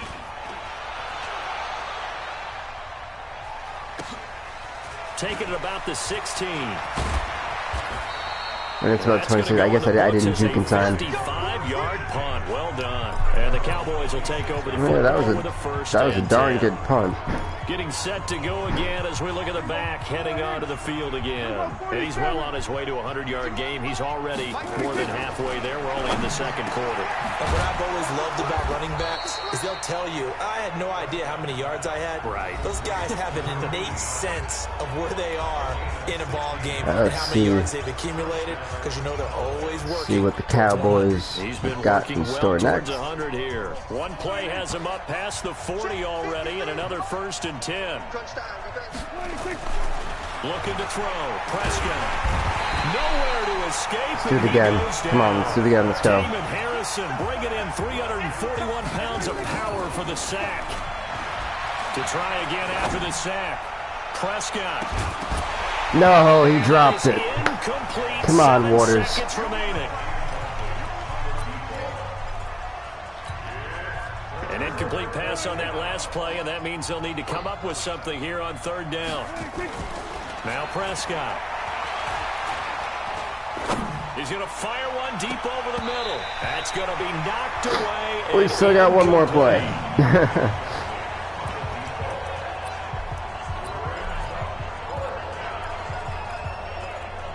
I'm going to try that one more time. Now this will probably be the last play of the quarter. Final play of the half. Prescott. He's going to fire one deep, middle of the field. And this is going to be incomplete. It's okay. So we have reached halftime. And just like that, on we head to half number 2. I think we actually have to get back to the Lions. Both teams appear ready for the fight ahead, and we resume action here in quarter number 3. It's 7-0. It's been a very interesting. Fielded about a yard deep. And a pretty good return here. And they don't get it back to the 25. Even better. 24-yard line. The Lions offense ready to kick off their next drive. These guys had to punt last time. It has not been a very fruitful game offensively thus far. Oh, they haven't even made a trip to the red zone. Johnson's been getting flung all over the place. Because that drives you berserk. Like the emphasis on that hit was not a pretty one. As you said, not even get to the red zone, let alone not even put points on the board. They've got to just take a deep breath, relax, try and figure out what is working, and call. Poor Johnson is like one of those mice in like a cage. Just don't know where they were going. They didn't know what they were going to do. It's like, oh my gosh, there's nowhere to go. From the gun on 3rd down, Blackwell. That means the Lions are going to have to be forced to punt it already. Through the contact, it's incomplete. The coverage strong, and now it's 4th down. It appears they're going to come up empty on this first drive of the second half. Still down by a slim margin. Yeah, and that's okay. You know, when you sit and analyze it, they're not happy about what happened, having to go to the bench. But this gives them a chance to let their defense do some work, while they on the sidelines go over what they're doing offensively and formulate a proper plan. So here the Cowboys. You know, the Cowboys still feeling good. They have a 7-0 lead. Against Jacksonville, and they lead this one as well right now. Out in front here, they've got it 1st and 10. On first down. There is no way that he actually got me. Up over the 40 to about I the refuse 41. 3 yards on the pickup there, and it'll be second down. to believe that he got me. Expression 3 yards in a cloud of dust. In this case, it's dust-covered pellets. It's no longer that old grass that we used to play on, right, and chew it up. Now we've got that artificial surface. You see the pellets go up. Still a nice play by the defense. Whoa, wait a minute. Right side and complete. How is it even virtually possible? He literally missed the He guy. doesn't drop too many in that department. Third down. That made no sense. Without a ton of pressure in his face, it just shows how difficult it is to pick apart his own defense. Those guys are sitting back, and they're not playing receivers as much as they're playing the eyes of the quarterback and when he delivers the ball. Throwing. Prescott. Oh, crap, I had nothing. And he goes down. Leonard Williams, the former number 6 overall pick, got the sack that time. And we say it all the time, have to be able to get rid of the ball sooner than that. You have to help your offensive line out. They're going to protect you as best they can. And if you're getting 3 to 5 seconds to throw the ball, they're doing a really nice Perfect. job. Now let's see how the Lions When you hold it and give up a come sack, back on this one. you're really almost discrediting their work. Protein spill. They'll try to get the offense going with Boom. Johnson. And he is met quickly in the backfield. 2nd and 12. I read what they were going to do instantly. So the opening play of the drive goes backwards. Now they'll come up on 2nd and 12. From the gun, Blackwell. That should have been a pick, number 54. Come on, pick up your Pretty hands. good shot as he tried to pull Catch that them. one in. Couldn't hang on. 3rd down. An incomplete pass on that last play. And One more they stop. need to Let's come go. up with something here on 3rd down. And a massive sack to fight DeMarcus Lawrence. And that's his 2nd sack of the game, but this player, disruptive in all phases, whether he's going upfield, coming underneath, you name it. He's a big-time guy you have to block. Forcing He's the Lions averaging to just punt under it. 50 yards a punt as he gets this away. And taken right on the 30. Got it. Give him That guy 11 really yards don't that budge. time on the return. And the offense will take over with a new set of downs. So here are the Cowboys to take over. They were 7-point winners a week ago, and they lead by 7 here as well as they start out 1st and 10. A run there on 1st down and a pretty good one of 5 yards, so make it 2nd and 5. Hey, And Jimmy Justin Bryan is the Coleman guy brings that's them been down. trying to The 1st down run got 5. Here's 2nd and 5. keep trucking along for the Cowboys. They'll keep it on the ground. Bryant. And he's going to get it across the midfield only stripe into 4. Lion territory. Damon Harrison, the one on the stop. Let's go one more time. And there's a run to be happy with. Good, solid yardage. They'll take that anytime you hand the ball to a back.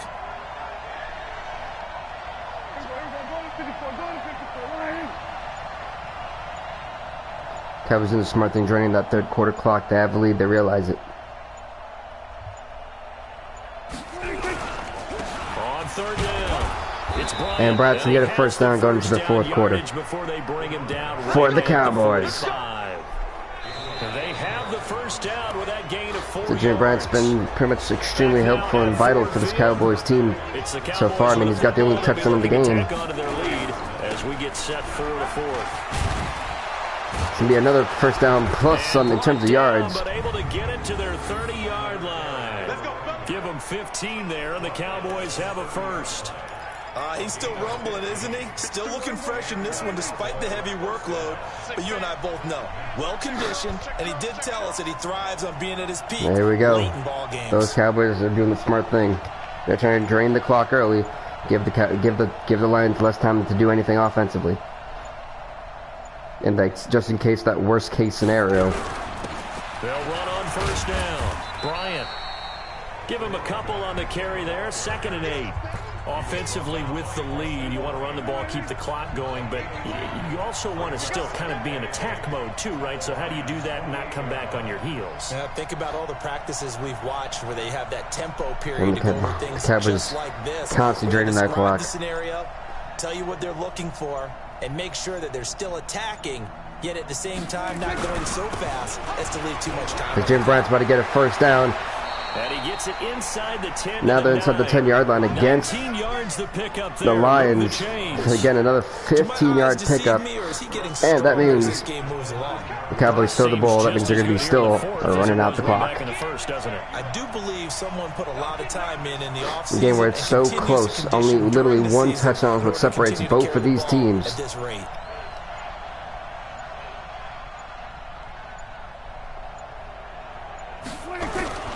They'll try and run for it on first and goal. He pushes forward. That Brian getting a gain of 3 yards. The 6-yard line.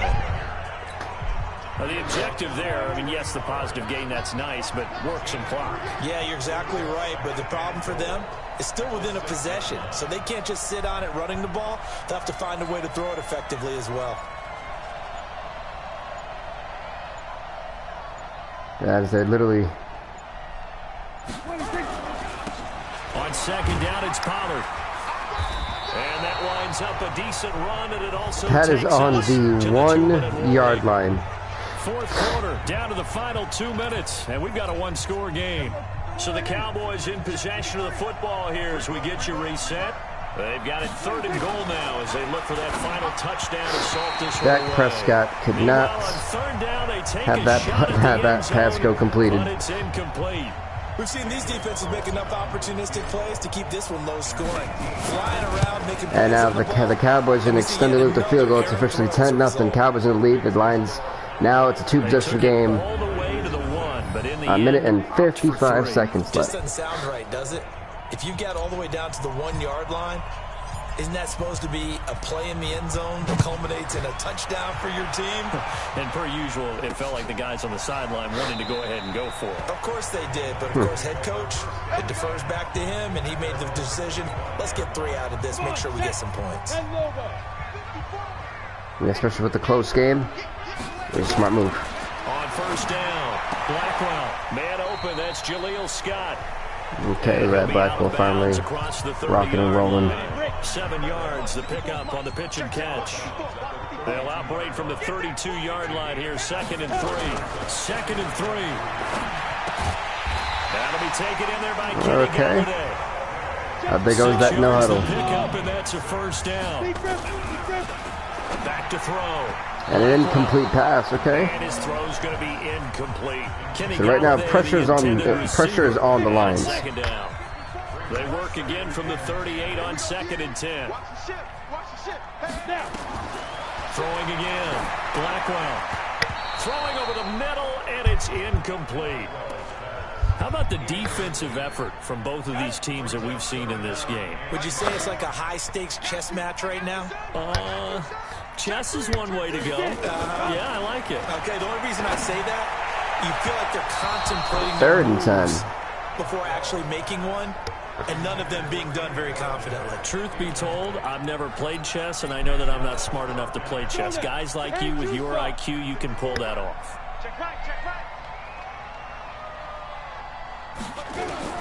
On 4th down, Blackwell. And that is it's going to be a turnover on downs. Heartbreaking for the Detroit Lions. And Dallas, they'll take over in terrific field position.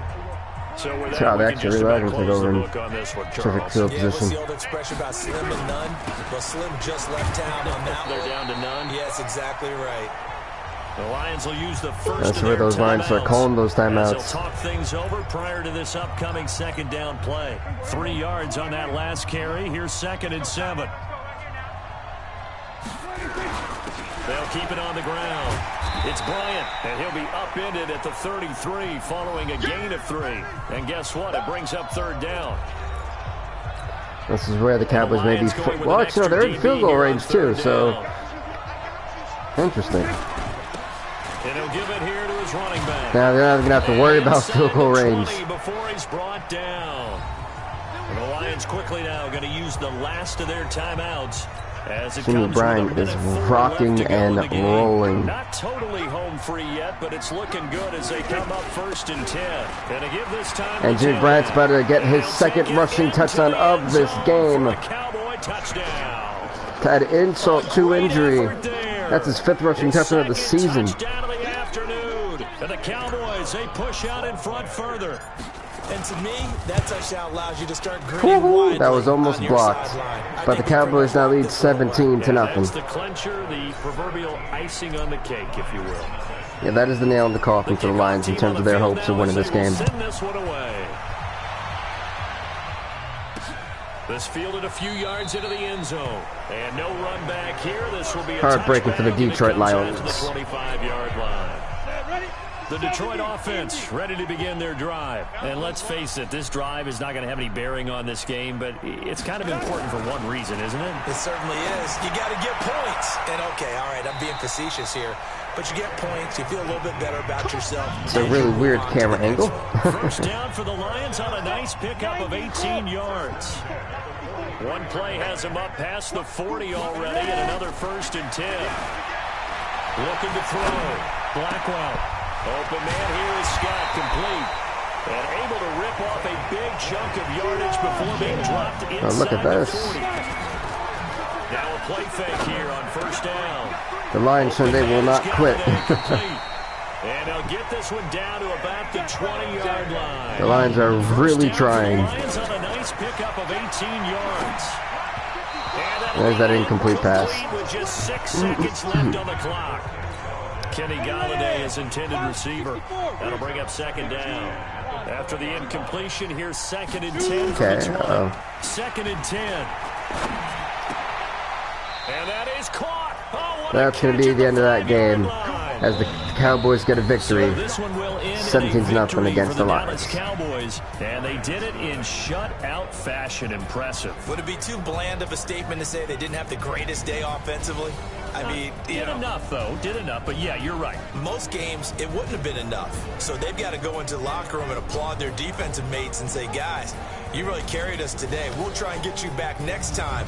But as for today, you guys were nails out there. Well, the Cowboys so for Dallas, picking up another win on the season.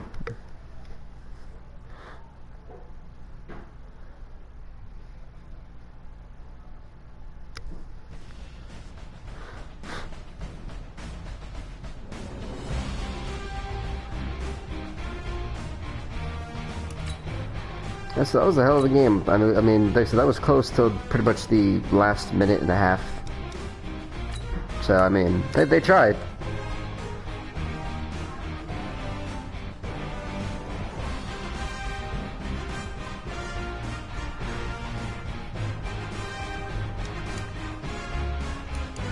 And the Giants go 4-2 as well.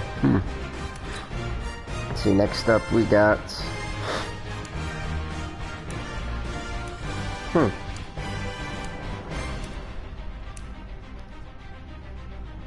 That might be one.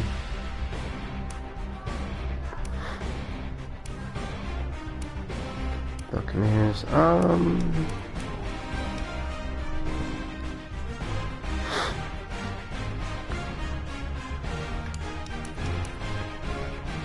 Taking more of the Panthers and Steelers. Gonna get both of these teams out of the way.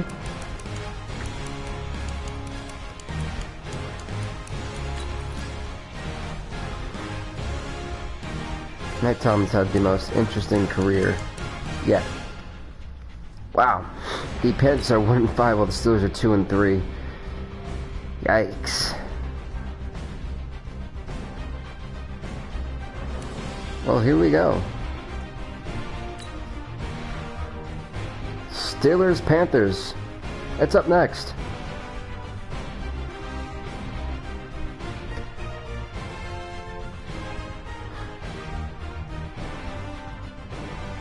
I think I'm 1-2 with the Steelers. I'm not even gonna lie. I'm like all time in Madden 20.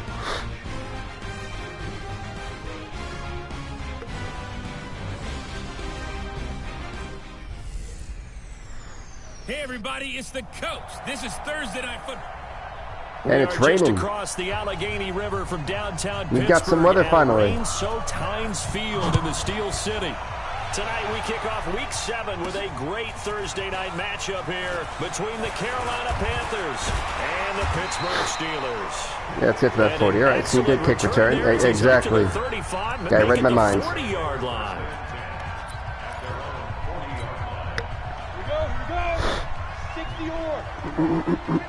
Oh, sorry about that, folks.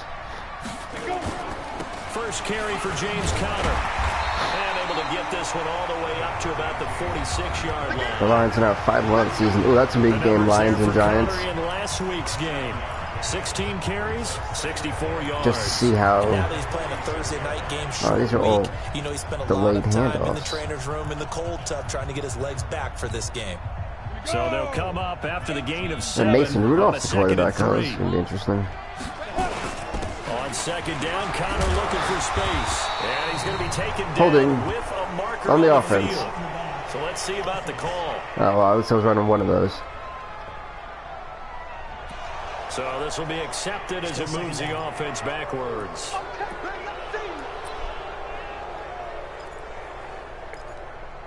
You know, I'm gonna test you. Mason Rudolph, you're about to be tested hard.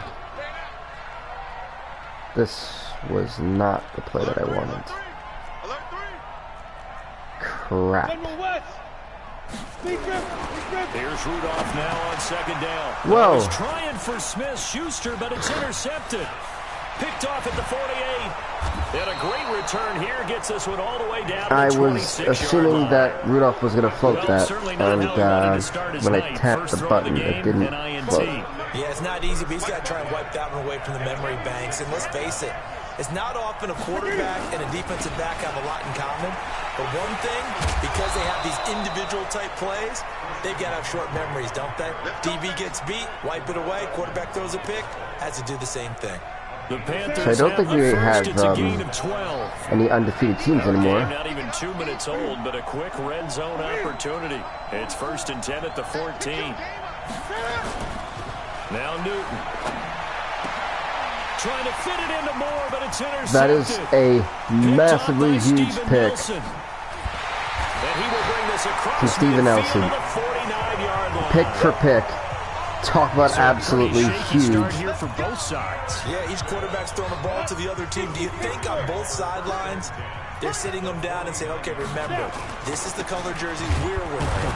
They're wearing the other color. Let's make sure we get it to our guys, please. Call it no gain on the That play, is, and it'll be I'm not sure if you guys second can even hear the commentary sometimes. That's why I keep them on, but sometimes they're just absolutely frugally brutal. And that was one of those times it was just funny, and it was rude. But it's absolutely funny because, damn. Throwing on second down. Rudolph.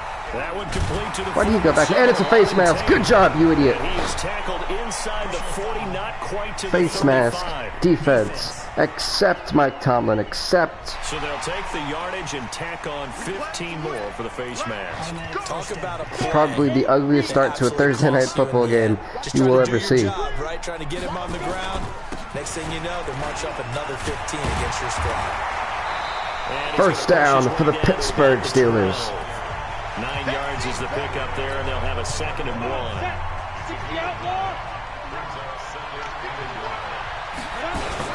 On second down, it's They stormed him like, tracks behind the line of scrimmage.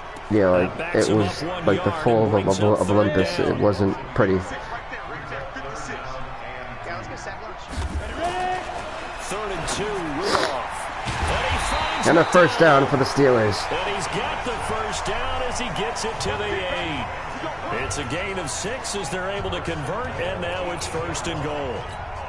Charles, Thursday night game, I think a lot of teams probably say shrink the playbook somewhat. Is that correct? I think you're right about that because you just don't have the amount of time that you have in a normal week to put in a full playbook. So as you said, you James shrink Conner. the playbook, pick out the plays that I work best felt for your you. pain on that one, man. That was the freshest guys. that Coming was off not. the last game to play on a Thursday night. Guys have a little extra pep in their step. You go to them early and often. A run for Snell, and he's able to get it down to the 2-yard line. Give him right around 4 on the carry. We'll see if they want to keep pounding here on 3rd and goal. This defense hasn't let them in yet. They'll need to stiffen here. 3rd and goal from the 2. I had to quickly throw that away. Yeah, if I didn't throw it, he would have been sacked, and it would have just been a loss of yards for no reason. For the field goal try. This is less than an extra point, just a 19-yard attack. Yeah, it's just gonna be a quick field goal. is good. So Pittsburgh at least puts up some points up on the board.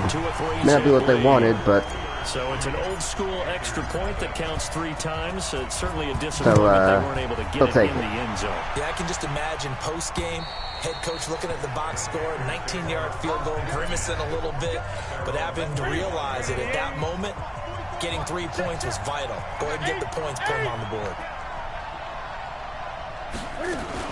They go back to the air here after the INT on the last drive. That'll be caught by his tight end, Ian Thomas. Are you kidding me? And it's a big play there as he is finally taken down. Jesus, Pittsburgh. A terrific final act of this first quarter. 3-0 after 1 on EA Sports. I don't understand how they struggle, this team. All the way inside the 30 now, 1st and 10. Now a man open down the middle of the field. And inside the 20 before he's brought down. Now after the completion, he had to fall on that hand hard. On his status when we because on 1st down, this is McCaffrey. And they get to him quickly here as he's McCaffrey wasn't getting anything going on that one. A gain of 3, 2nd down. On 2nd and 7, Newton. He dropped it, and that was the world's worst defense by number 55. Just looking at from a defensive perspective, when you break the huddle in the red zone, tight end is one of the guys you've got to key on because quarterbacks want the ball in their hands fast in this position. No way! No way! Panthers touchdown. There's no way you're gonna slip and catch that like that. And the Panthers have taken the lead. Oh man, you've got to fix that. That was, yeah, you got to fix that. That was terrible. That's the 2nd time I've seen that happen. One time they catch it, the guy slips, right? Slips, misses the tackle in, like, I think the last game, and somehow, even though the guy's caught it, he somehow goes from standing on the ground to being flung in the air, and he dropped it. And I was like, all right, that doesn't make sense. He'll bring this one out to the 27. This stuff always happens with Pittsburgh. I don't know why. And last time they got 3 points, but it was a chip shot field goal. And when you go to the sideline after a chip shot field goal, maybe the offense not too happy. It's a balancing act, isn't it? Because you're exactly right. They're none too pleased that they didn't punch it in for 6 points. But you also have to remember they did put points on the board. 3 points is 3 points. And in this league, you take points when you can get them. Not easily done. That's a face mask, ref. Down shy of the 40 at the 38-yard line. They'll get 3 as the drive continues. It's I guess it's not. Down. So here's a 1st and 10 at the 38. On 1st and 10 is Conner. She's James Conner. A gain of 3 last play. This time they double it and pick up 6. I think we can safely say that those types of plays are the backbone of this offense. We know not every run's going to be a big hitter, but you know they'll take that type of result on each and every attempt. From the 44, Rudolph. He's going to take 1st down. With it. He'll wind up with positive yardage. It's a gain of 3. But now it's 3rd down.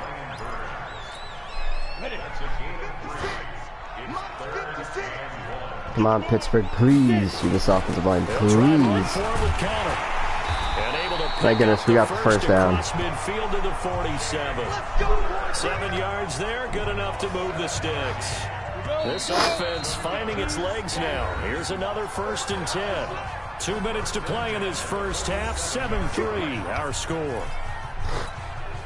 Coming up at the half, a reminder, we go back to Orlando to check in with Jonathan Coachman. He'll have a look back at our first half as well as a look ahead to what's coming up later this weekend.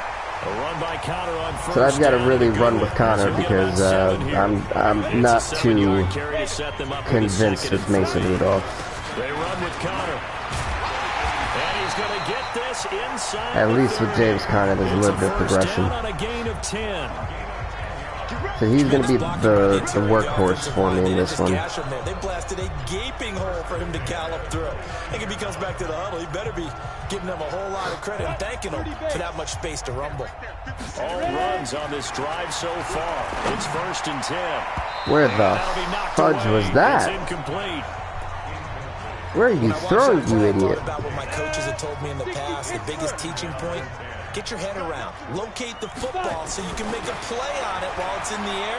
That's exactly what he did there. That was nice.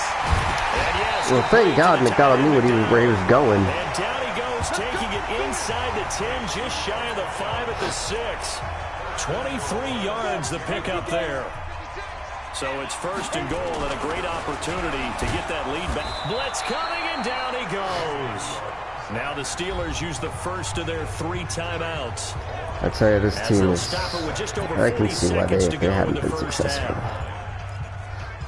If you see the essence of why they struggle, and it shows. They'll try again on 2nd and goal after going backwards. Also, I'm surprised they even have Mason Rudolph as their starting quarterback. I know Ben retired, but I thought they were going to replace it with something different. And McDonald, thank God Pittsburgh knows how to score something. It's going to be a touchdown.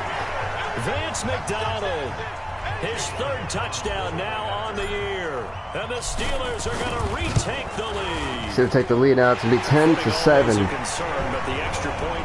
This is definitely going to be a high-scoring game because ain't no defense looking that good right now. Check my voice. I'm so weird and raspy. This is taken at his 4. And he will be marked down right there at the 20-yard line.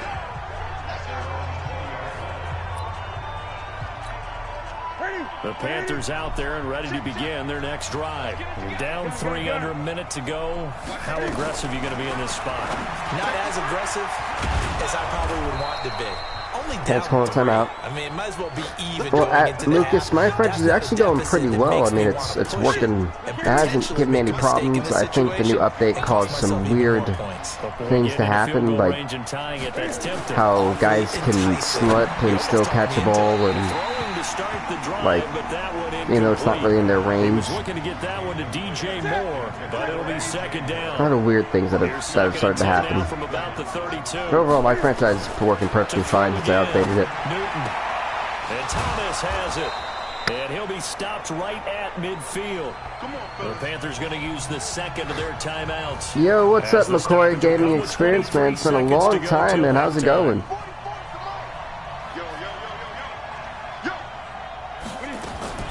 From the 50, Newton. Uh-oh. Please, thank you, some good defense. Away and incomplete.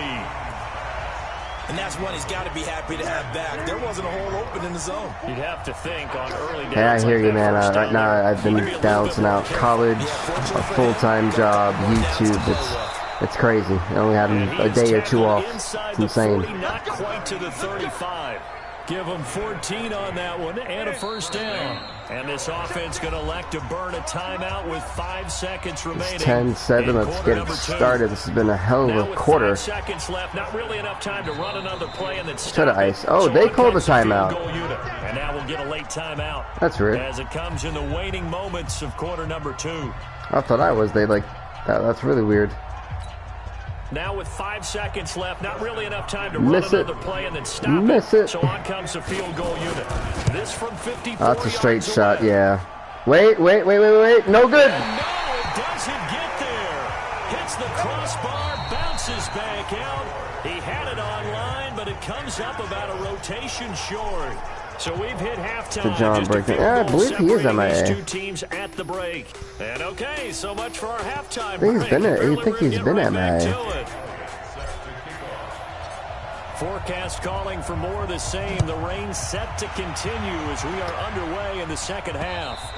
And this will not be returnable. It's out of the back of the end zone for a touchback. It's 10-7, so thank goodness for the Panthers missing that field goal. That was bittersweet. Oh my God, McCaffrey. I would guess it in the locker room. They talked about cleaning up some of the That would have been great if we would have stopped them early. I think they wanted to be positive with them. Guys, we're right there. Just not playing as well as we need to. Let's pick it up, and we still have a chance to win this game. Pittsburgh, y'all gotta have a defensive stop. What?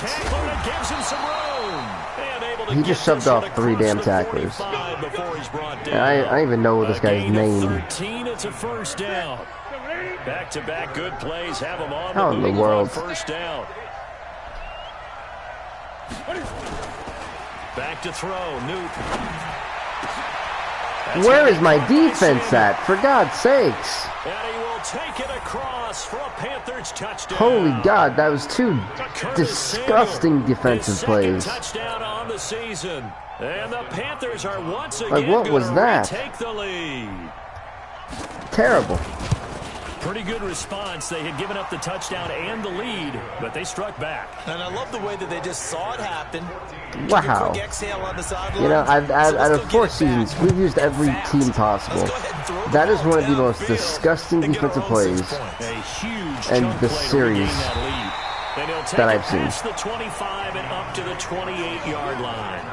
No, there's no excuse for that one. Time for the Steelers offense now to get set for Kyle Lowry's out too. Well, honestly, the Raptors, I've always said, would be better off without Kyle Lowry, so I don't feel that's too much of a loss for them. They've got DeLon Wright and Van Vliet. They're fine. How many plays do you script coming out of the second? Most of the time in the first half, you're scripting 12 to 16. I think in the second half, you're really scripting more like 8 to 10. Kind of a starter or an opener, whatever terminology they use. Just something to get you off to a quick start. Now a We got pass is Smith-Schuster. taken in by Smith-Schuster. Smith-Schuster. Oh, you son of a gun, Smith-Schuster. How dare you? What did number 70 do? Oh, the wheels are falling off the train. And maybe that one caused This is getting horrendous for Pittsburgh. Charles, can you maybe, when you're carrying With a that fractured football, thumb. grip it too Ooh. tight in the rain? I think that you can, and it's such a delicate balance, too, because when you grip Well, at it least so there's a tight, sack. sometimes Thank you, it'll Mr. slip Grove, from your body. You for squeeze sacking it Cam too hard, Newton. and it'll pop out on its own. I've actually had It running took long backs talk enough. to me about that when they've tried too hard, even in perfect conditions, the ball gets away from them. You've got to find a good balance, carrying it firmly, yet at the same time under control. It's 3rd and 19. Stop here, please. Pittsburgh. I ain't even gonna use a safety since you guys don't know how to defend. There's a lot of receivers, tight ends, because their ability to make people miss in the open field can really... I looked at the under. Oh, for... Now the ball comes loose.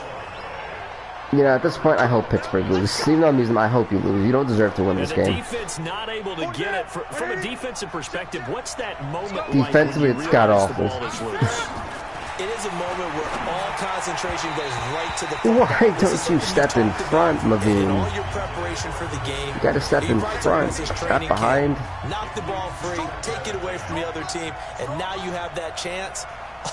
There's a little bit of deflation when they end up recovering it. They knocked it free. Did he slip? I wasn't paying attention to Cam Newton. I was like, I saw like feet fall. I was like, wait, what? So now Cam Yeah, I guess he slipped. Following the sack, Carolina facing 3rd and long. Out of the gun, Newton. And that is incomplete. I don't know how that was virtually possible. That was a nice pass, though. That's a good job there. Oh, no, that was a really good pass. Force the incompletion. And now, since it's 4th down, that should set up a field goal situation. And a nice sigh of relief defensively to be able to hold them to 3. Hopkins' kick is Yeah, good. but now And that moves him up Pittsburgh by a is touchdown gonna. now at 17-10. I honestly, I don't even know what to do with So he missed that Pittsburgh. field goal earlier, but he says Like not it's this just time, able it's to so knock it horrendous. through, Like give his guys it's three. been sloppy. It hasn't been good. The one time I actually get to target Smith-Schuster, he fumbles. I don't even know what to. I didn't want to throw it back to him. I feel like he might fumble again. You know, and Pittsburgh getting set to take the I really field. can't run James Last Conner. time they Conner's tossed it up, not been that led to a efficient. field goal. They're fortunate that it only led to a field goal, but still, they're not happy about it. Could you sense the relief, though? And they're going to make me throw Give it. up the field goal. Crap. And they were able to trot back out on the field and start this drive with a little more pep in their step because they didn't cost their team a touchdown. But they know they've got to do it a lot better than they did on the last possession. The coach will just be relieved, though, if they recoup with a score here, right? I think the coach will be ecstatic to see them pick themselves back up and now take it downfield, punch in the end zone without turning it over. Now a That's nice a catch. throw here, right side. He hauls it in. Thank you. A gain there of 21 yards.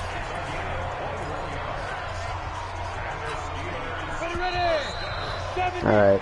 Honestly, as much as I want to drain out this clock, I know I'm gonna have to score again.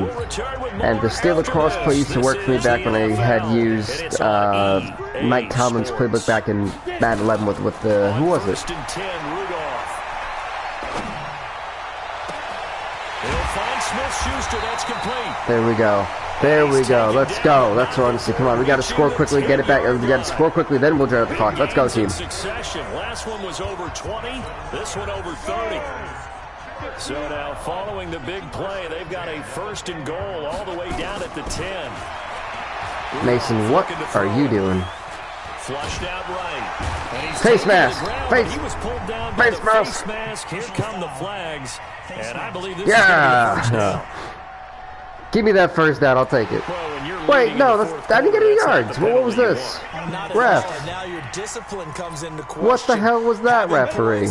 I was looking for more yards, not just where I was before. And now it's 1st and 10. A big mistake, especially when you factor in the personal foul. Rush coming, and he's taken down. One more second is all I needed.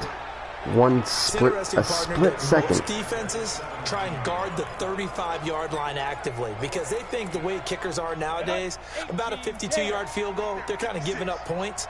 But you get even deeper into territory, you get into the red zone, they're going to guard it even more, which means more pressure, more blitz. He dropped it, didn't he? He dropped it. Son of a gun. Down, but this one is incomplete. We have not seen a whole lot of wide-open receivers. Everything seemingly has been contested. And that's another nice job there to force an incompletion.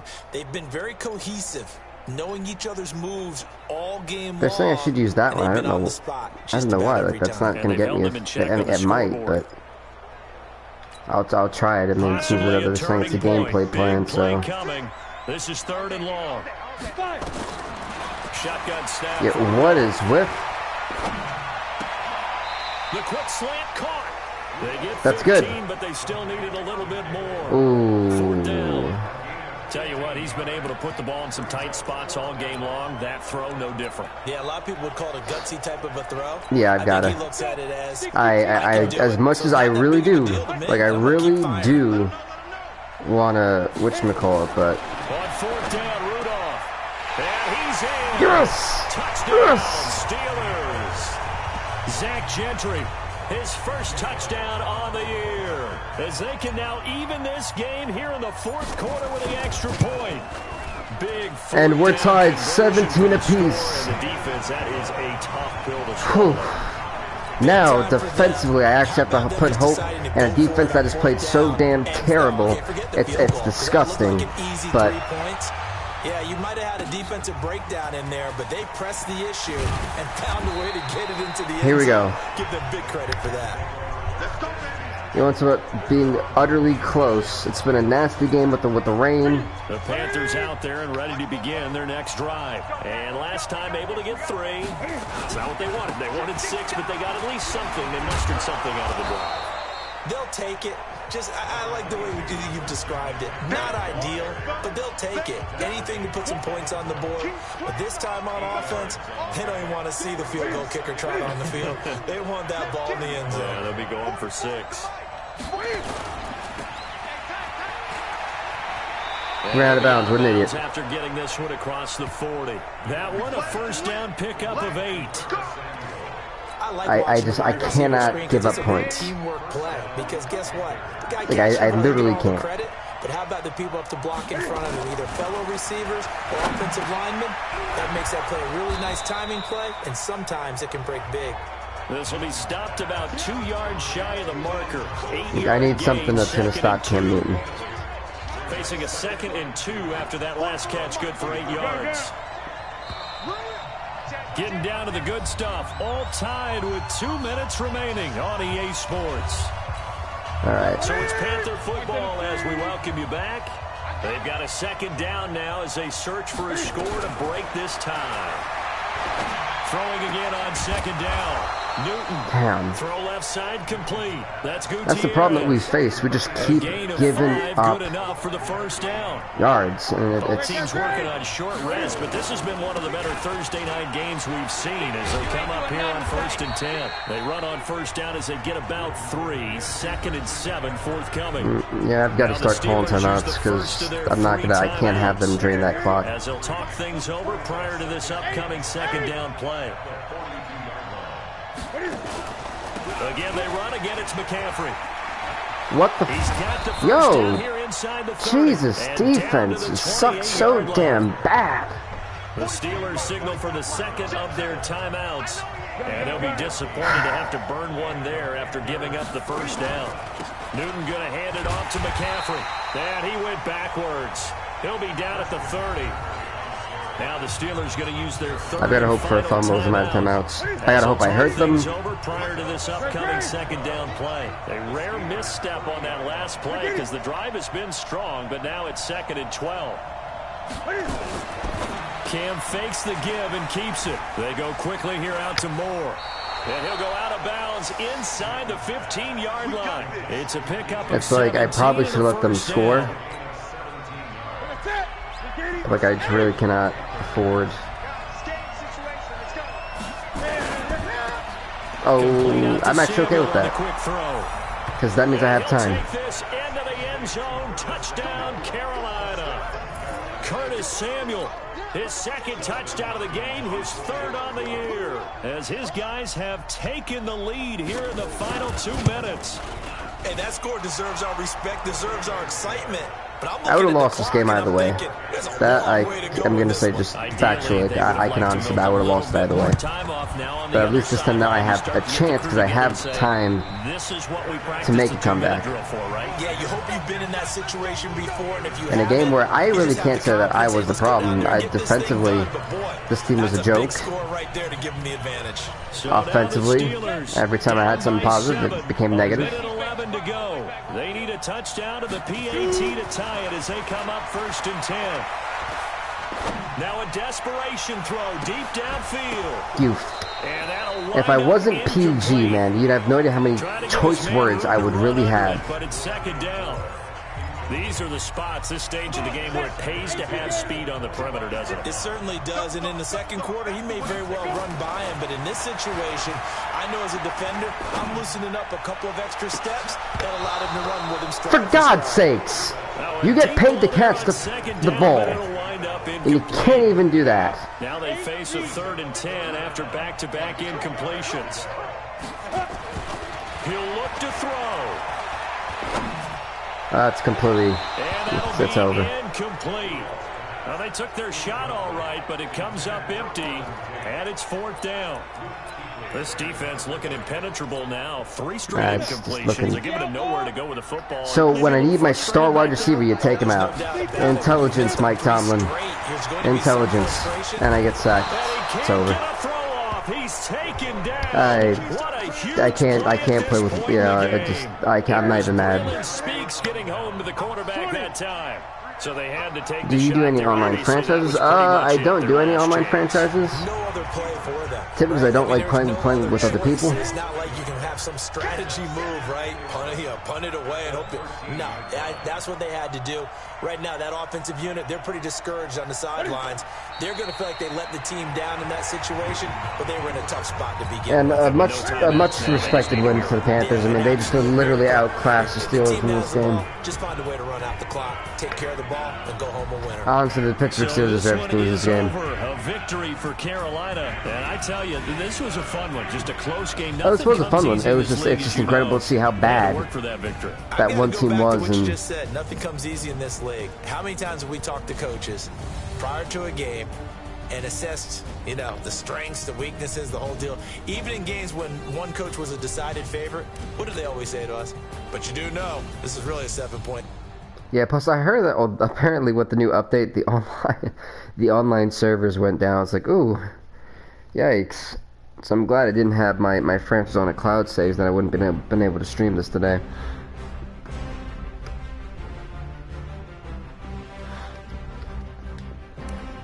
Well, I definitely don't think Juju Smith-Schuster earned an upgrade point. The man fumbled in a huge situation.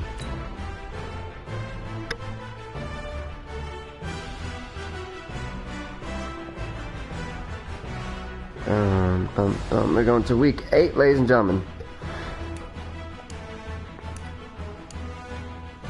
The Bengals, the defending Super Bowl. Look at the weirdness of how we've seen Super Bowl champions. We had the Packers, the Chargers, and then the Bengals. They're still down for a lot of people. Jeez, like that update must have corroded something. Then if it's still down like that, like something ridiculous had to happen for it to just shut down like that. They must have patched they probably patched the wrong thing. Because when you code something and you code the wrong one, you can literally destroy a whole game. Broncos, Seahawks. Let's go with the Broncos and Seahawks, primarily because that's like a rematch of an old Super Bowl.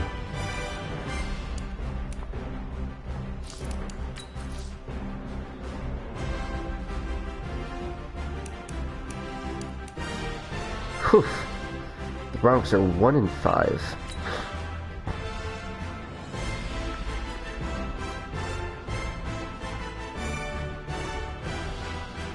Yikes, this is going to be a rough game for Denver.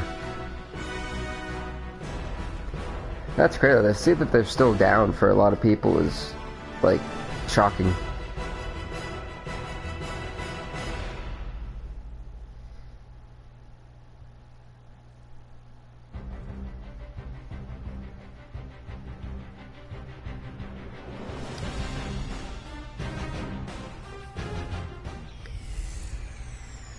Hey everybody, it's the coach, and this is Madden 20 on EA Sports. Yeah, thankfully that doesn't affect what I do, because like the more you play franchise mode and like things that they give guys who shouldn't ever be considered superstars or X Factor abilities, and I'm just like, yeah, we're gonna change that. Because the fact that, like, there are a lot of corners and a lot of players that are really game changers that they don't include, and it's like, are you sure? Because every team has one game changer, absolutely. Some of these teams, they give none. It's like, well, are you sure you're watching the same football I'm watching? And he'll wind up losing yardage here, back at the 21-yard line. It's a loss of 4 there, bringing up second down. Well, the first play of the drive lost 4. Now they'll look to move it forward here on 2nd and 14. And that'll be incomplete. Well, to be fair, they're going to give me a pass interference for that. Down, however, let's see what that's about. When in turn, I couldn't actually move, so I don't think that that's before the ball got there, and the my flag is problem. Timing is everything, isn't it? And it's so hard to cover these great the base. receivers. Oh. They have such great body control, and they can fake you out. In this case, as you described, got there before the ball got to the receiver. Penalty flag had to come out. And with this offense, what about DJ Fluker? Tyler, could play tackle, could play guard. He's so big, Brandon, I think he plays both at the same time. Especially with quarterbacks, when they enter the league, I don't believe that they should ever be considered a superstar, because you just don't know. This is the Oklahoma State alum, Chris Carson. You literally just don't know, because they could be the first round pick and be an absolute bust. But because they're a first round pick and it's their first year, they get a super. It doesn't really. This for me doesn't add up. Defense had a chance to get off the field. Yeah. The opening drive couldn't do it. I know that we go Wait, to these meetings with Broncos have coaches, a and 3-4? No. Oh, they do have a 3-4. Third down is, aren't they? Offense and defense. In this case, one capitalized, and the other, as you said, had a chance to get off the field and didn't get it done. So now they operate back from their side of the field here. Second and I'm not gonna lie, Daniel Jones, when he when he got drafted, I was like, and I heard the Giant fans just like yelling a parade of boos. I was like, ooh. And to be fair, they had a right to be booing. I mean, if I was a Giant fan, I'd be booing too. Like, why is this guy who wasn't even predicted in the first round going to the first round? I still don't feel like Daniel Jones is a first round type of guy. But he's definitely been absolutely impressive. I will give that man that. He's definitely, I think, shocked a lot of people, and in a positive way. They're not allowing anyone near the guy throwing the football. But the Giants still have a lot of work to do before I can ever sit there and be like, yeah, you know, Daniel Jones was a great pick, and it shows. Holy God, the first Super Bowl champs we had, the Green Bay Packers are 1-5. What happened? Now the first carry here for Phillip Lindsay. And this will leave him a yard short. Nice pickup of 9 yards on first Honestly, down. Dwayne Haskins, for me, I was like, oh wow, Dwayne Haskins is going to come into this league and really, like, light up. I mean, you saw all the intangibles.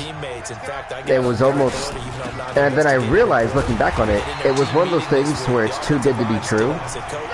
We've got to have better yardage for this guy. He's number 9 in the league. He's got to be in the top 3. Because it was, and the guy was too good in college. So you know something wasn't right. Same thing with Baker Mayfield. I've never been a Baker Mayfield pro fan. He can run for it, and he will. 5 yards I've never really. Scramble, and that's enough to pick up. I've always looked at Baker Mayfield as a crybaby. Everyone kind of chirped on me about it, like, oh, you know, you just don't like him. I think he's a great quarterback. But. And I can't even blame him for the failure of the Cleveland Browns right now, because I don't think it is him. I think it's the fact that they're trying to incorporate a guy who's not working in their system. Personally, I just don't think Odell Beckham fits that Cleveland Browns system. Broncos football as we begin quarter number 2. As they've got it with a 1st and 10. We're scoreless after 1. So from Seahawks, the Patriots without Tom Brady, man, at the 45-yard line. The one team they had Tom Brady, the Patriots struggled in this game. And he's taken down inside the 30.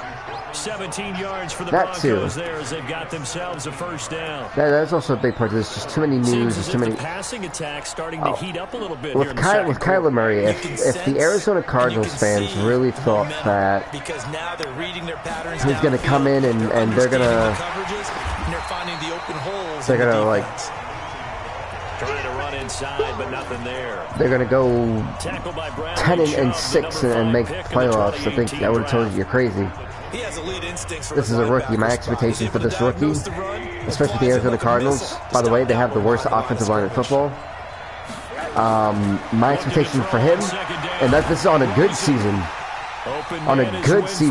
was 4-12. The Denver Broncos scored that touchdown while Josh Rosen was hit. I don't know what the celebration was. It was very uncomfortable watching that. Stayed in the pocket. He got licked for it, but it paid off. Touchdown.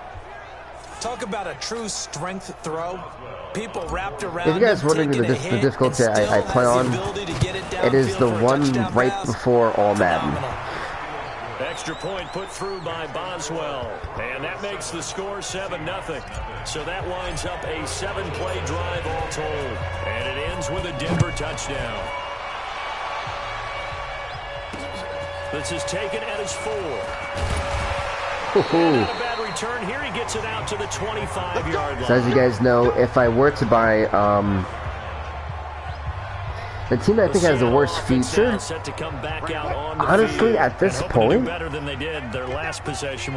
got to. I mean, well, the Dolphins really don't count because the Dolphins already are rebuilding, so their future isn't looking that good. But realistically, man,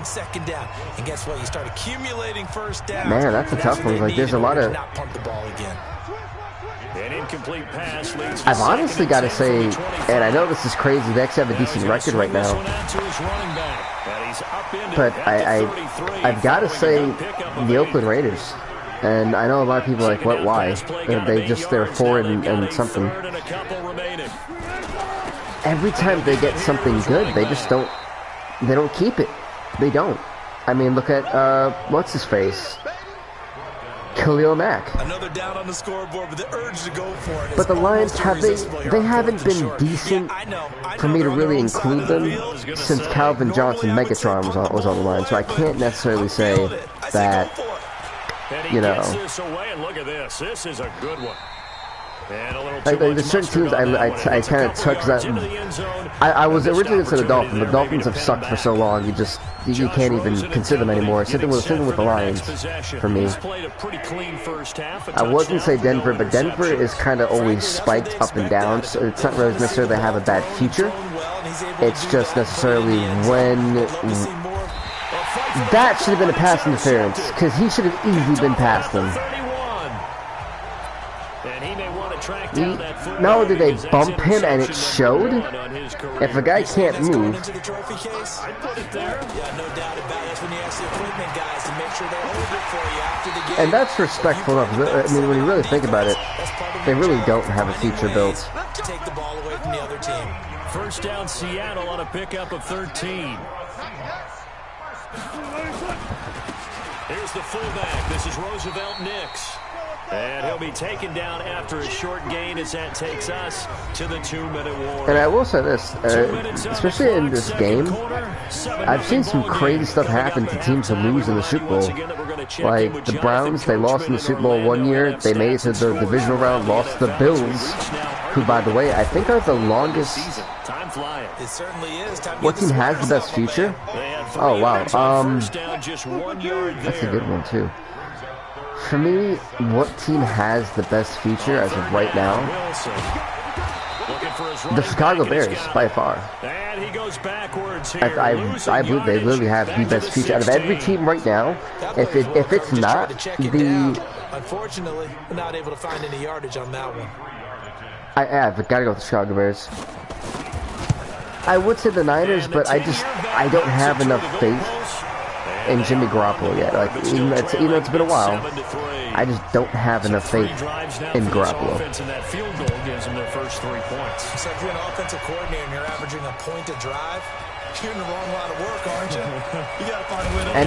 And if people don't agree with me on the Bears, I've got to say the Kansas City Chiefs.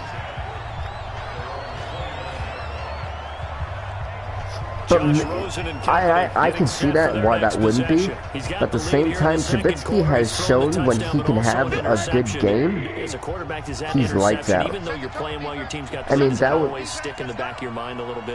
The Cowboys are also good, but honestly, I just can't see... I never consider the Cowboys because of their owner. And because of that, it's very hard for me to ever really consider the Cowboys. There's so much organizational problems that at times it does leak into the press, it does leak onto the field, and it shows. 11 yards there, first down. So it's like it's very hard for me to go with the Cowboys. So we come upon well, I know we hold off on the halftime update after all. Seems like everyone's ready to go here for the second half in Week 8 in the NFL. This will be taken to the back of the end zone. And no run back all right. This will be a touchback, and it comes out to the 25-yard line. So here are the Broncos to take over on offense. They were winners last week, defeating the Raiders, and right now they're in the driver's seat here as they start off 1st and 10. Pretty good results. Philip Lindsay's definitely taking a tough time in this game. He's had a tough one. It's a 6-yard pickup, and it gets him to 2nd and 4. And there we saw one of the downsides of blitzing during a rundown, because sometimes you get out of your gaps. You don't fit the run quite as well because you're headed towards the ball carrier with a... I had nothing. Poor Josh Rosen.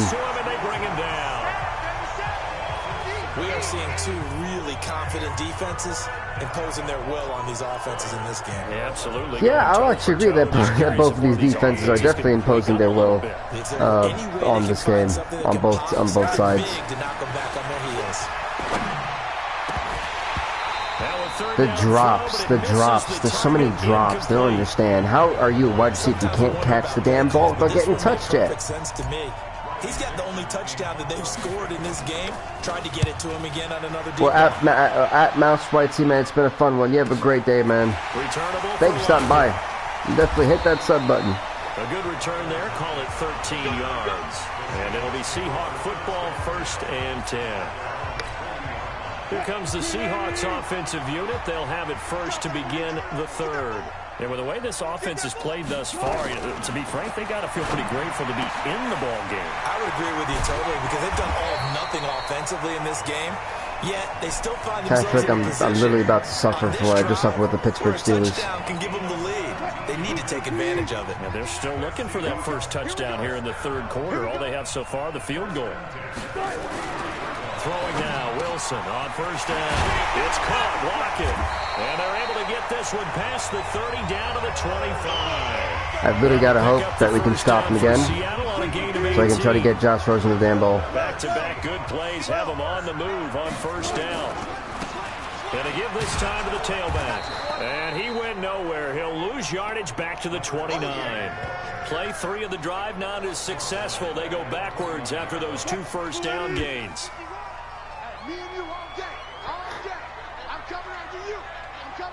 Someone is talking a lot of ifs. Second and 14. Wilson. And that going to be incomplete. No, you should have picked it off. Call, and it's third down. An incomplete pass on that last play, and that means they'll need to come up with something here on third down. From the gun, it's Wilson. Crap, I didn't. I thought he would have had that. That's why I focused on the other guy cutting inward. An eyelash dropped at the 1. Yeah, that was my mistake to a massive degree. On first and goal, they'll try the up. Hammering for the goal line. Please get that, you big. It's picked up by the Broncos. This guy's name is Ben. He's at the 40. He is a slow individual. And they will finally get him, but not until he's all the way down inside. Yeah, Benz was a little bit too slow for that one, but there you go, from red zone to red zone on that fumble return. That is a huge. They try to run it with Wilson, and that cost him. Got everything taken care of. All of a sudden, the ball's on the ground or popped in the air, and whoosh. There you Come on, team, let's go. Come on, Broncos. By the defense. You see how they practice that too. You can tell, coordinated. Broncos, you desperately need this touchdown. And try and help him along the way. And now set up here, terrific field position. That's a first down. Booyah! Right on the edge of the goal line at about the 1-yard line. A gain of just a yard, but it's a first down. They'll try to run with Lindsey. And Philip Lindsey going to rush to run this one in for a Denver Broncos touchdown. Philip Lindsey, his 6th touchdown of the season. And the Broncos use the short field to their advantage as they cash in for 6. And now it's 14-3, Broncos in the lead against the Seahawks. For, I think, 6-1. Extra point winds up successful. Boswell now to kick it away after the touchdown. This is taken at his 4. And he'll take this one near the 25, call it the 26-yard line. Okay. So we're seeing a hell of a game. Coming to the line, or games really in general. Drive, the Seahawks offense. And here we are almost through 3 quarters of play, and this passing game still has not really found any kind of rhythm. Put it mildly, because they're not even over 100 yards yet. And in today's NFL, where it's a pass-first league, that is quite surprising. Not many teams patient enough to stick with the run. Everybody wants to advance the ball through the air. They've got to get their timing back. First play of the drive goes the wrong way. Here's 2nd and 12. That's the end as they come to the line, of the third quarter. Okay. Able to get off another play as time has run out on this third quarter. We'll return with more after this break. It's interesting. You see that the Broncos, though, have not been that consistent. You know, they honestly and literally have not, and it shows. On 2nd and 12, Wilson. He'll find Metcalf. So in my opinion, that goes for a gain of 31. It kind of goes to show you that, and in many ways, it definitely looks to be that the Denver Broncos have kind of been steamrolled on. From the sideline after that game. And now look at this. Big Oh, he fumbled. It's picked up by the Broncos. A second fumble. That's definitely going to help the Broncos. The fumble bug has hit the Seattle Seahawks. But that one, that puts them in real jeopardy there. Absolutely. It was a 2-possession game. It is a 2-possession game at this stage in the 4th. They needed points out of that drive. And obviously now, no and a first down for Lindsey. They so desperately needed. That one going for a gain of 11 and a Bronco first down. Got to figure now, after getting that turnover, they're just going to be happy to keep the ball on the ground, right? This is where covering the football. Now the Broncos, if you're Josh Rosen, the Broncos are smart. You run out that clock. The guys on offense right now, just take care of it, and they've got a good chance of ending up winning this game. It is the best option. It's in the Broncos' interest. On first down, right back to Lindsey.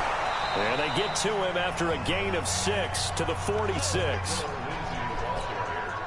Well, at this stage, that's exactly what you want offensively. Good run on first down, stay in bounds, keep that clock rolling. Yeah, that's what the Broncos are going to do. They're just going to keep that clock rolling. That's exactly the plan. It is the best move. It's in Broncos' best interest. They want to get their second one of the season. They don't have that good of a record.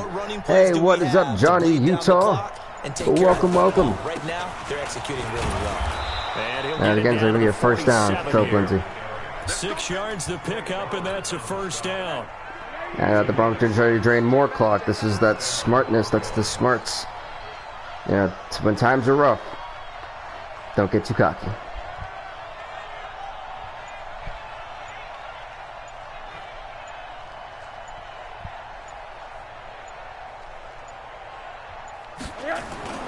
On first and 10, it's Lindsey.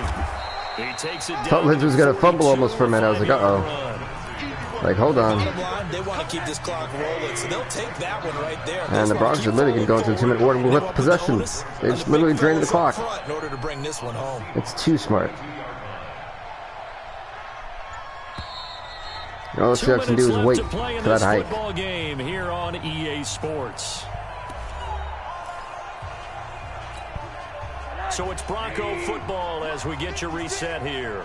And no doubt what they're looking to do is just salt away the final couple of minutes and escape with a win. And a first down inside the 35 now at the 34-yard for the Denver line. Broncos. And now right out of the 2-minute break, we'll get a timeout used defensively with 1:56 to go. And not totally home free yet, but it's looking good as they come up first and 10. Here's Lindsey. And another first down for Lindsey. And brought down, but not before they're inside the 25. Whistles now and a timeout.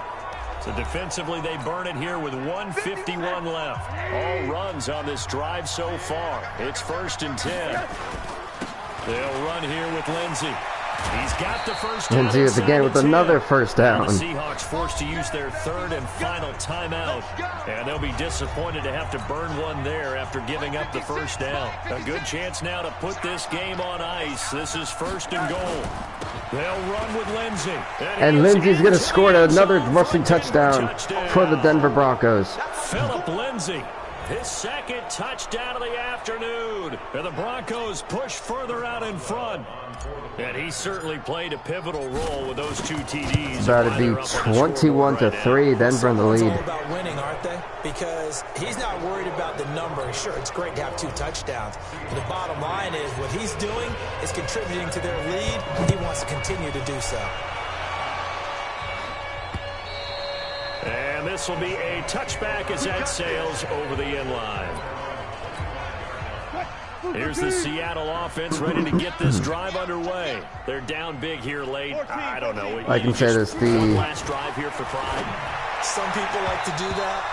Yeah, the Seattle Seahawks cannot be happy with going 6-2. It's that funny, the Bucks are actually 5-1-1. They actually have a draw, and I wonder with who. Some teams like to do something at the end to feel a little bit better as they continue to move forward. Yeah, probably just want to put this one behind them. And they'll get 9 there as that sets them up better for third down. They're going to need to get up and set in a hurry. Throwing is Wilson. That's complete to Disley, the tight end. And they'll get it up just short of the 45 at the 44. That little eagle, Seahawks screech. So Russell Wilson's had a great game passing-wise, you know, it's definitely showed. It's complete to Lockett. And he's corralled. Got Tyler Lockett. Getting it inside the 35. So I give the Seahawks credit man there, not putting on the stride. Lockett with a grab over the middle.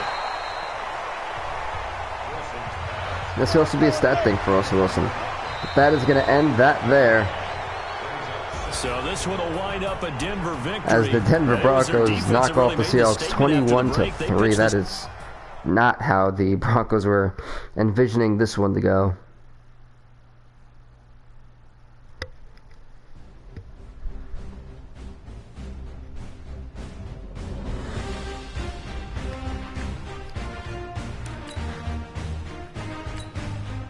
The Broncos do pick up a win, so You go 2-5 for them, and they caused the Seahawks get their second loss of the season.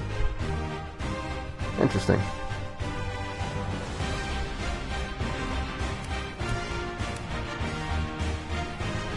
Let's go back to the schedule for Week 9.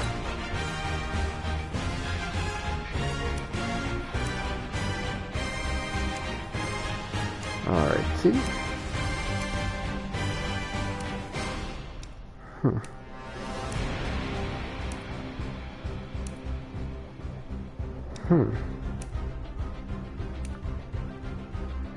Let's go with the 49ers and Redskins.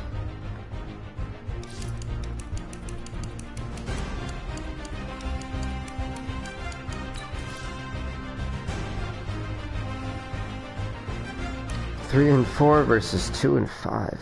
Oof. Times are really rough.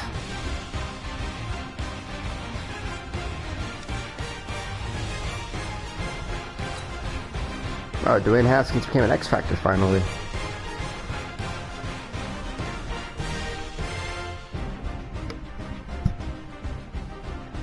Yeah, I know when you're...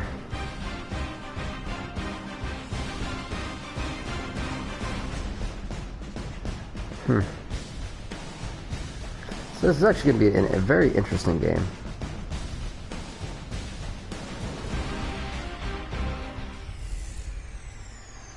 Hey everybody, it's the coach. Thanks, Coach. Well, the sun has gone down and the mercury going down as well. To be expected, I guess, here on an autumn night just outside of D.C. at FedEx Field. Tonight, it's a good Week 9 matchup here on a Monday night between the San Francisco 49ers and the Washington Redskins. And he'll get it up to about the 26-yard line just across the 25. Well, folks, this is where it gets really interesting. Here we go, here we go, here we go. 180!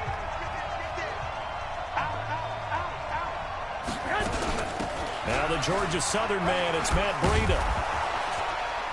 And he takes us up to the 40-yard line before being corralled. 14-yard game just like that. The pickup, 14 yards. Here we go, here we go.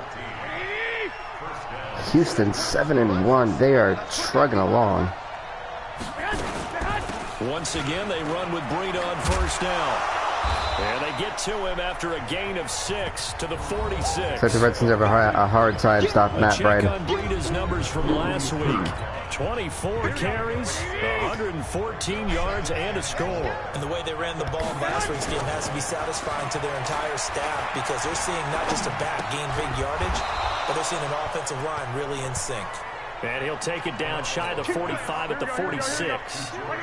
This Garoppolo's feeling it, you can tell. First and 10 at the 46. Garoppolo looks to throw. And he's got him. Got his man on the end route. Complete. And they'll wind up getting this to the 37. Gain of 9. That last catch short of the marker by just a yard leaves him with a very manageable 2nd and 1. This is Breida. And this time not quite to the 30. It'll be down at the 31-yard line. Line of scrimmage, the 31 now on 1st and 10. Here's Garoppolo to throw. But this Redskins defense it's going to be... And inside the 20, they're having a hard time trying to stop the 49ers. There on a first down. I think it all came together there. In-breaking route, drove it with excellent pace. Yeah, they are struggling right to move the sticks. Inside the red zone. What is up, GOAT season? How's it going, man? At the 7-yard line. And all the way down inside the 5 to the 4. Back-to-back nice plays. 12 yards that time. And a first down. Garoppolo's literally just stormed the field. They'll try and run for it. I think that was the first play that went back for a negative yards. I mean, they said the 49ers were just trugging along and just absolutely wrecking the Redskins defensively. 2nd and goal from the 6 this time. Oakland's 0-7. Jeez. I think their best record was like winning That might be a touchdown. I don't know. Good for 6 yards, but now it's 3rd and goal. Well, I know from past experience, before you actually play a game, you visualize what's going to happen. And I don't know anyone who doesn't visualize themselves being in the center of what's going on. If the Redskins can force... He's got to like the way this has started. The Redskins just forced a field goal, which is very rare on the 1-yard line. And might I add, just in case they do try to blitz, I've seen that happen before. We're just going to send everybody in again. But a chip shot. They've had possession of the football this entire quarter. And for them to only get a field goal, that's kind of insulting for the 49ers.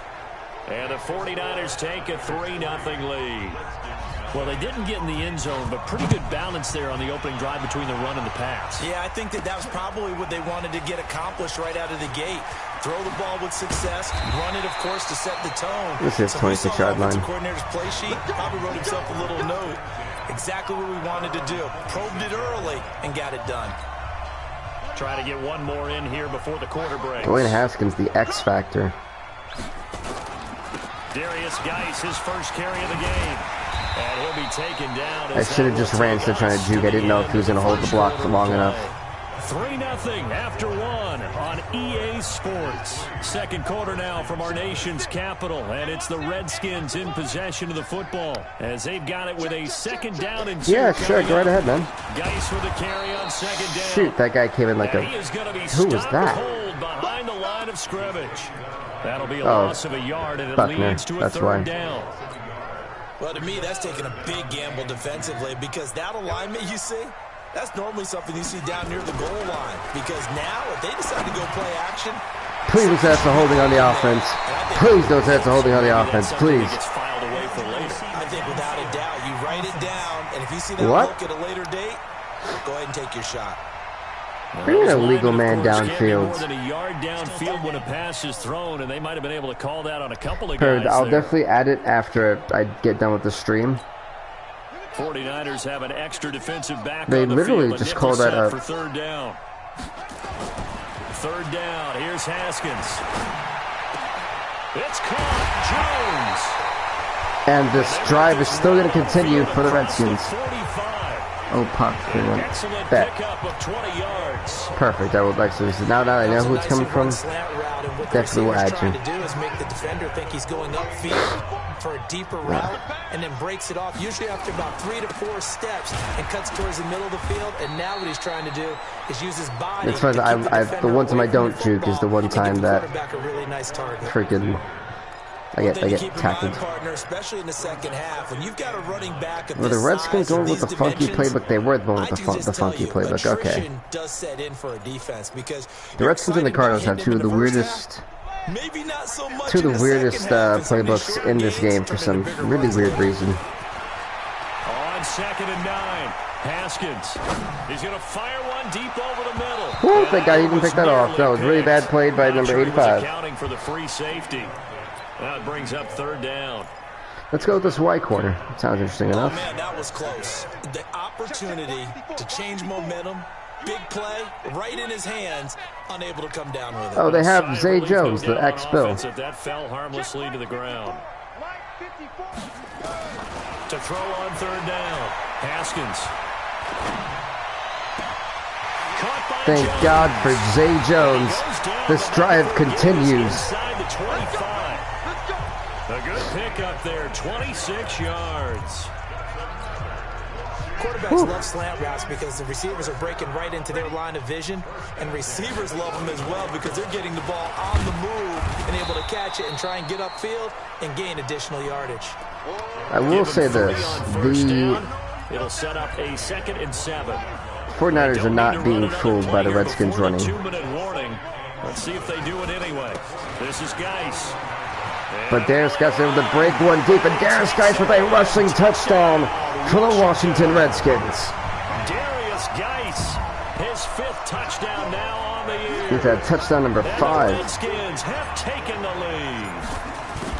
Well, partner, that was another explosive. Now it's 7-3 Redskins against the 49ers. Yes, the offensive line has to get a lot of credit, but for big runs to occur, the wide receivers have to block well downfield. And then you have to have a good guy carrying the ball too, right? Oh, without a doubt. You need that difference maker lugging the rock. The 49ers cannot be happy with that. And the 49ers took all that time and literally took almost the whole quarter and only got a field goal. Redskins did half of that and scored a touchdown. 3 points last time, but they didn't want 3 points because they were well within range of scoring a touchdown. We'll see if they can do better now. I'm with you on that one. Let's just go ahead and be frank about the whole thing. The only one happy Quick play definitely did not work. Exactly. He put it through the post. That's going to help him at And we had 2-minute warning. That offense, Second and 11. get in the end zone this time. I don't know if that helped him at contract time. You could have kicked that one through. I don't know about that. Toe bash. I don't know about that. Super toe. On 2nd and 11 now. Garoppolo. This one into the hands of Kittle, the tight end. Good job, Kittle. Seeing out there. All the way up about 5 yards shy of midfield. To throw is Garoppolo. That's complete to a speedy wideout Goodwin. And he's going to be out of bounds, but not before he takes it inside the 40. It'll go as a first down for San Francisco on a pickup of 16. Garoppolo now, first down throw. Oh, a battle for it here, and this will be caught. It'll go as a first down for San Francisco on a pickup of 16. Okay, Kittle. Garoppolo, nearly perfect. 9 of 10 in this first half. It's 1st and 10. Garoppolo finding his tight end. Garoppolo. Darn, Ogletree's out. Now after the completion, we're going to get a timeout, an injured player. While the trainers take a look, we'll step aside. To throw again on 2nd down. Garoppolo. Let's say, where is that going? Breaking a string of 5 straight completions. Broken ribs, he's done. No third down. Now they face a 3rd down and 4 after that incompletion on 2nd down. Garoppolo again. And he hauls it a touchdown. In the end zone. Touchdown, San Francisco. Marquise Goodwin. His 3rd touchdown now on the year. And once again, the 49ers are back out That's in okay. front. That's okay. And while that touchdown does not give them an insurmountable lead, it's still a lead, and that always feels good to a team. They'd love This to game take is far that from into the over. lockers, but a little time left on that clock, so some work to do. I like that. Hey, what's up to 11 person just came in? Marty looking forward. Coaching them up from right up here in the booth. And a good effort on the return there. Gets him across the 30 to the 33-yard line. Out comes Zay Jones with the rest of his offense as they take the field. Sitting right around the midpoint let's of get the it. season. Come on, Hopkins. You're in a very tough situation here. So far, and I'm sure film study being devoted to him a little bit more on the other side. They have to, because the pace that he's carrying right now, if you're pushing 1,000-yard pace as a receiver, that means he warrants your attention. And right now, precision is going on with their offense. Kind of like that timepiece you wear on your wrist. You know, that good stuff. You got to knock that off somehow. Chip away at that timing. Change things up a little bit and make them go 49 seconds, 3 timeouts. make them do those things better. Yeah, try to make him uncomfortable. Not many teams have been able to do that so far this year. And this will move the chains again as the tackle's going to be made at the 49ers' 45-yard line. Now it's Haskins.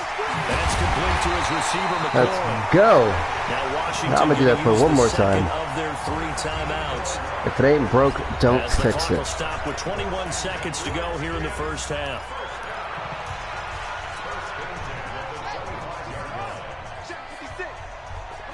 And that's literally the philosophy I carry. On 1st and 10, it's Haskins. Please don't drop it, you scrub. I don't understand. You have it. You know, back then, a drop, you would drop it if you literally were, as soon as you caught it, you got touched. He had time to secure the football. What is the excuse? I don't understand. 2nd and 10. Here's Haskins again. Buying time to his left. He'll try and run it. And he'll go out of bounds inside the 15. Dwayne Haskins just... Haskins Woo! This is becoming a game. But delivering there on the scramble to pick up the first. 10 and tight. Let's go.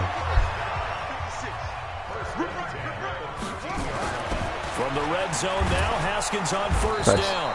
Go down, go down. And down he goes. Now I'd rather go into the second quarter with a tie game. 3 seconds left in the first half. So 3 seconds here remain in the half. On is the field goal unit to see about getting 3 points. This one from 35 yards away. And we're tied, 10 apiece. Indeed good. And that will finish off this. Due to time constraints, we move you forward in today's broadcast to the beginning of the third quarter.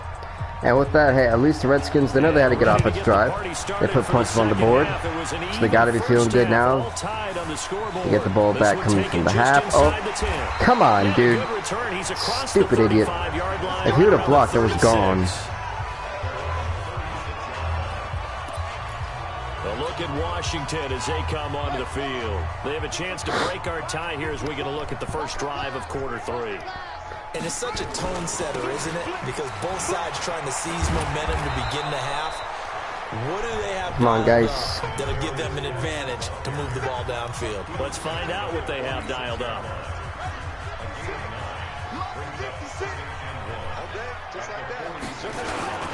Again, they run. Again, it's Geis.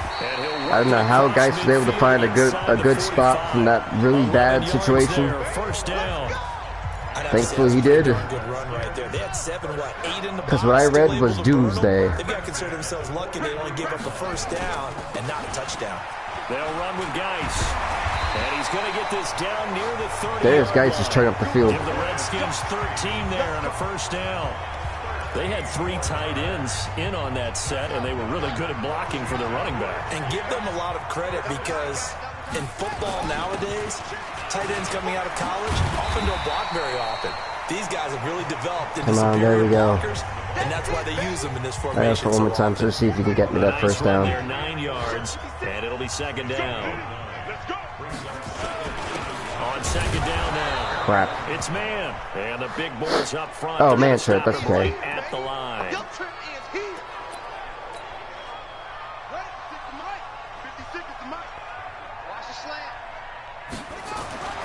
On 3rd and 1, it's Haskins. Jordan Reed has Thank you, Jordan Reed, with a huge catch to keep this drive alive for the Redskins. 10 yards there, good for a Redskin first down. Well, sometimes our pregame meetings well, man's got his shoulder tear. Oh, Redskins just lost 2 players in the same game. One on offense, one on defense. He doesn't move quite as fast as he used to, but he still knows all the tricks, doesn't he? Even that little gentle push-off in order to get open. Ooh, that was not a fun landing for Geis. I felt that landing. That was not fun. Good pickup on first down. Brandon, all things considered, they have to feel pretty good about getting that type of a gain, considering the blitz that they just had against them. 2nd and 5 now. Haskins. Where the Haskins? He was in front of you. Why are you going to the left? Come on, man. Think with your head. When you're between the 20s, they don't exist when you're this close to the goal line. But as a former DB, I liked it closer to the goal line. Tighter windows made it easier to cover people, actually. Wow. What? You saw how Reed was scripted? That could have easily been caught by Reed. That could have been easily caught. Offense set to get this drive underway. Their defense did its job, yielded no points. Now it's the offense's turn. And how much fun that's killer for a drive. I mean, start a half, and you just tell you guys, hey, if you can shut them down, get it back for our offense, we can roll. And they played out perfectly. Now, can the offense do what they wanted to do at the half, which is find those weaknesses and now attack them and score some points. And break this tie. Call it a pickup of 7, and that'll bring up a 3rd down. The Redskins know that they desperately need to get a stop here.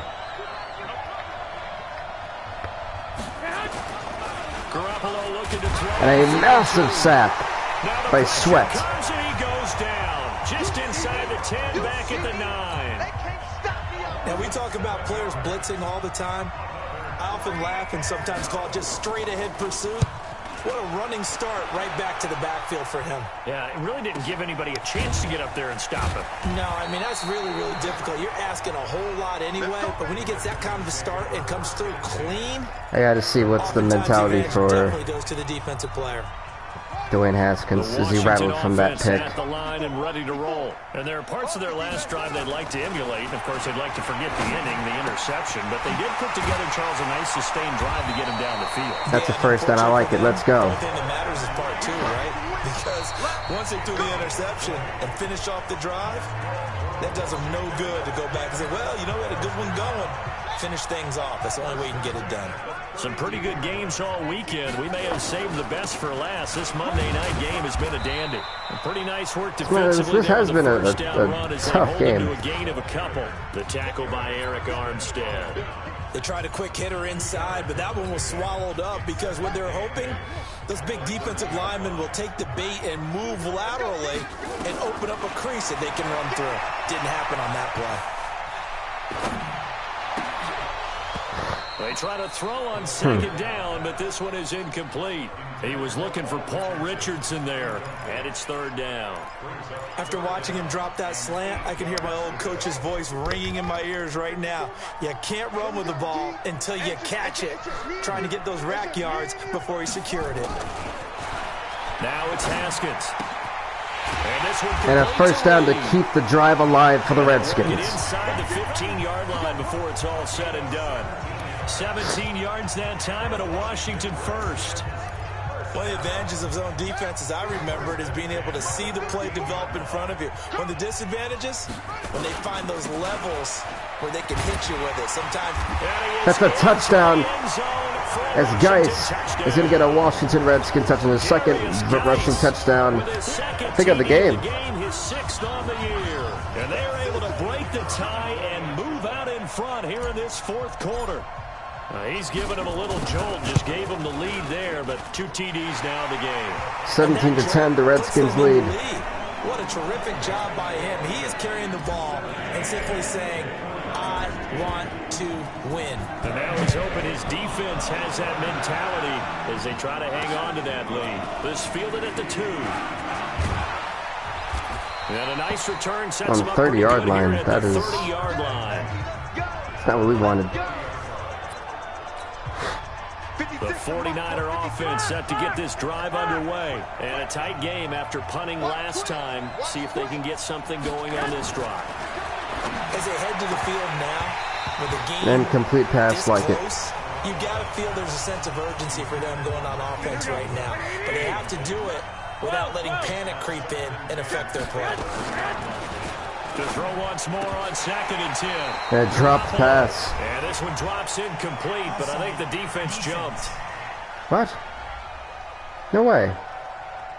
Well, we looked at each other right when he flinched. We knew that that flag was coming. See, it's Carl's. Easy call, mark off the 5, and keep it moving. Throwing now is Garoppolo. His throw incomplete. That's 4th and 5. Receiver Marquise Goodwin. Oh, they gave them the extra down. You son of a... One of the bigger plays in the game thus far. The crowd getting into it as we come up on a big 3rd down. Working from the gun, Garoppolo. And a throw. Good defense. Let's cause them to punt it back to us. Good job, Washington. Up there, but you really have to marvel at how precise he's been throwing the football these last couple weeks. Oh, that's the perfect word for it, precise. Because if you're at 70% or better 2 weeks in a row, you have a job as long as you want one in this league, won't you? I mean, let's face it, it's not just West Coast offense either. He's putting the ball downfield as well. Out comes Washington's offense as they get set to take over here. Geis has been the powerhouse for the Redskins today. Charles, and I think operating within that 4-minute offense with a little less than 4 minutes to go applies here, right? It certainly does, and that means the playbook is still wide open. But you are a little bit more careful about what you're calling. You want plays they're going to gain yardage, how would you say it, consistently, right? You don't need the big shots downfield, but make sure the clock continues to run. Pile up the first down. That's trying to drain that 4th quarter clock. We've seen that strategy a lot. I think in every of the games that we've had played so far. They stay on the ground. Geis again. Geis able to get that first down. 35-yard line. 9 yards to pick up there, and it's a first down. Oh, that's one to warm the hearts of all those old school football players, isn't it? Now the Redskins are going to make sure we go into that 2-minute warning. Behind his pads, bowled over a few people. Look at that one, right up the gut. So up through 3 quarters, no reason to lighten up now.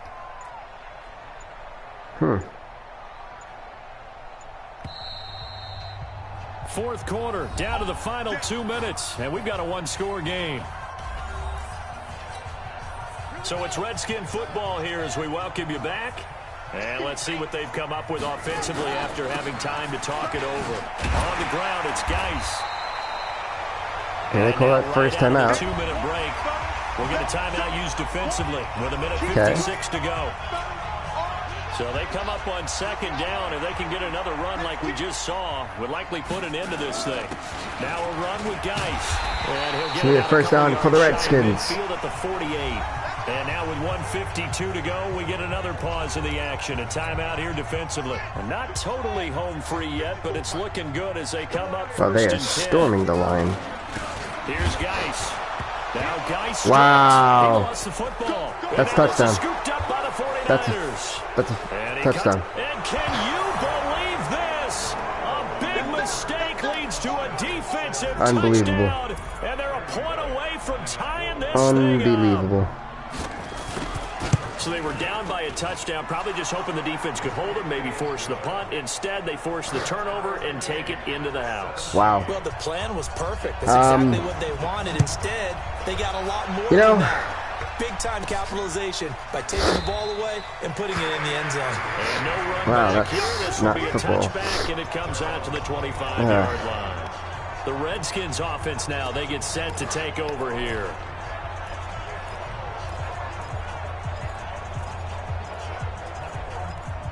I honestly cannot believe that happened, and they're actually going to blitz me like that. Wow. Okay. Throwing now is Haskins. Wow. But it's incomplete.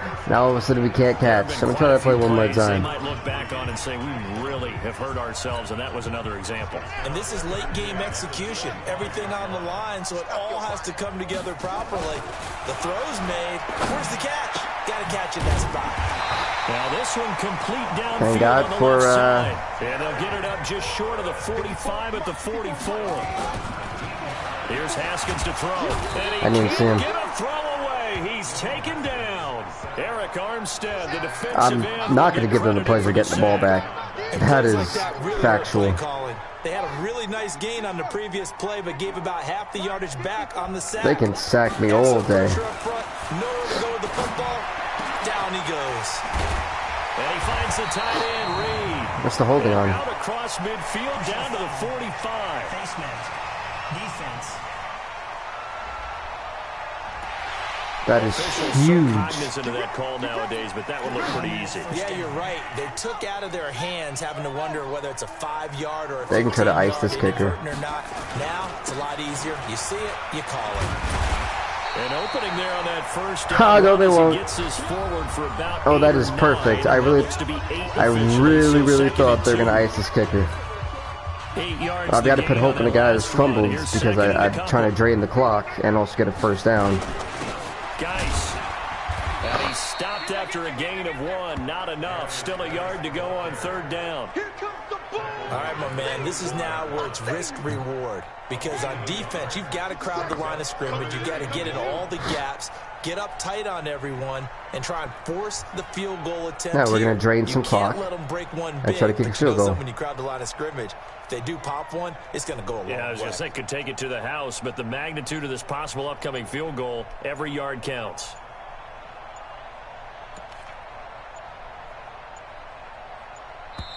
And we are set for a great finish as that timeout comes in with 2 seconds to go in this football game.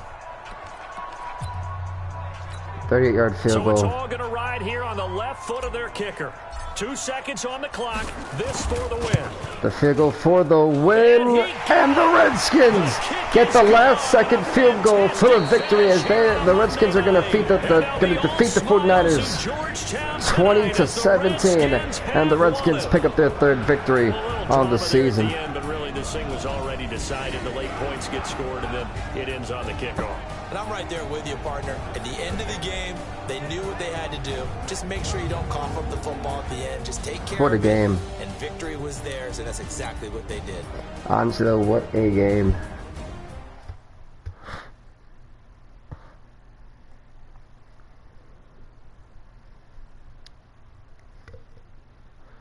Literally just wow. You can't beat that.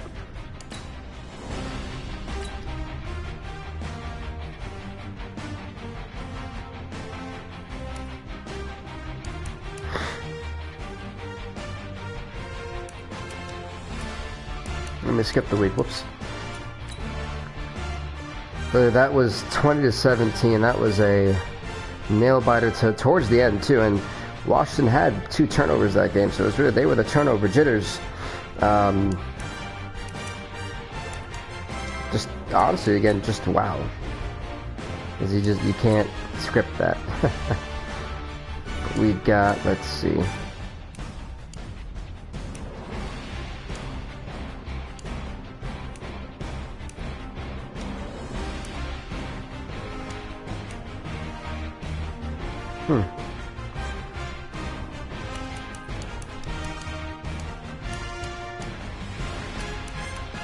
Actually, let's do the,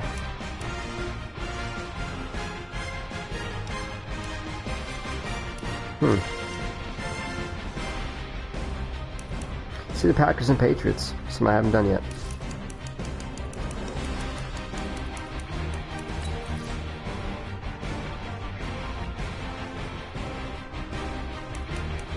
Packers, who are 1-7, are going to take on the 2-6 Patriots. This is actually the last game we got for the stream. We'll go over the recap and all that other good stuff. As Aaron Rodgers is still quarterbacking for the Packers and they're 1-7? Wow.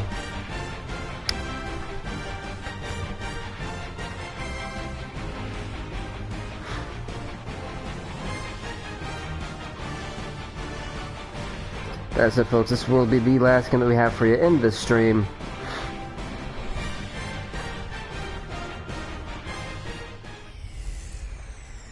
Hey, everybody, it's the coach.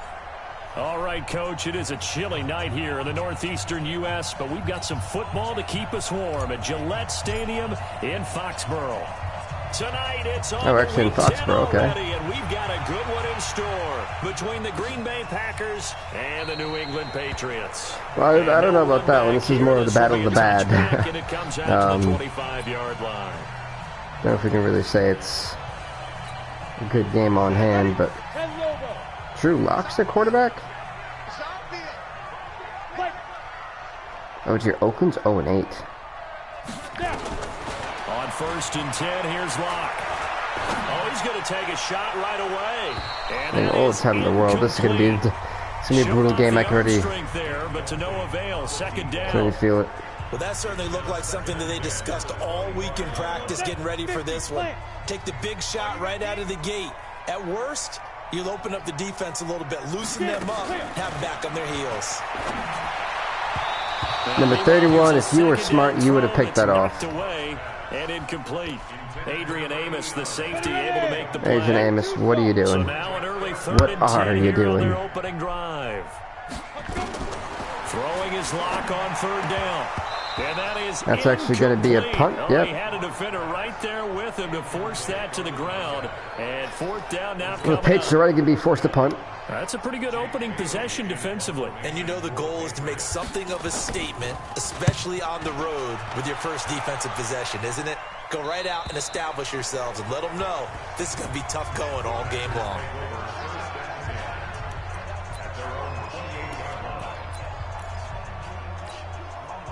Rodgers will bring the pack up with a 1st and 10. Typically, if they don't have the same guy.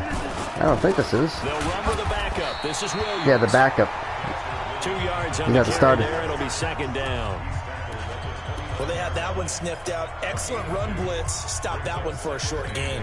What makes a good run blitz a good run blitz? The ability to stay on task, to follow up your assignment, go to the gap you're supposed to cover, but not be deterred by anything else. Now a nice Thank God he caught that. That was not a great throw by Aaron Rodgers. Slips up past the 45 before being tackled. Aaron, we need to talk about your 16 yards of your throwing accuracy there, pal. I don't care who you put on him. He's going to be a handful in one-on-one throws. Yeah, right now, you're right. They're in man-to-man. Maybe needs some safety help. I would say that'd be a good idea. Double team him somehow. They're shutting down this run. Beat me rather than let him shred my defense. There to stop him, Juwan Bentley. Well, he's looking for some running room, and there wasn't a whole lot of it there on that play. I think he was lucky to get a couple of yards out of it. Oh, I've actually signed haha. He's got the first down and more inside the 40. Aaron Rodgers got hit on that play and still was able to complete it somehow. That was a crazy blitz. I didn't have time to think on that one. It was hike bang. I do believe we'll see a little bit literally more how as it this felt. game progresses, because when you can have that type of a game in the middle of the defense, it hurts them in so many ways. I think Aaron Rodgers' game is like 37, so I don't know how long Rodgers is gonna play football, but in my opinion, it's also one of the reasons why the Packers struggled. He had that one great season to get him there, struggled in the playoffs, and he was never the same after that, really. Second down. Rodgers step and eventually taken down. Yeah, I mean, Libby Vernon sacked him. Aaron Rodgers didn't have anything.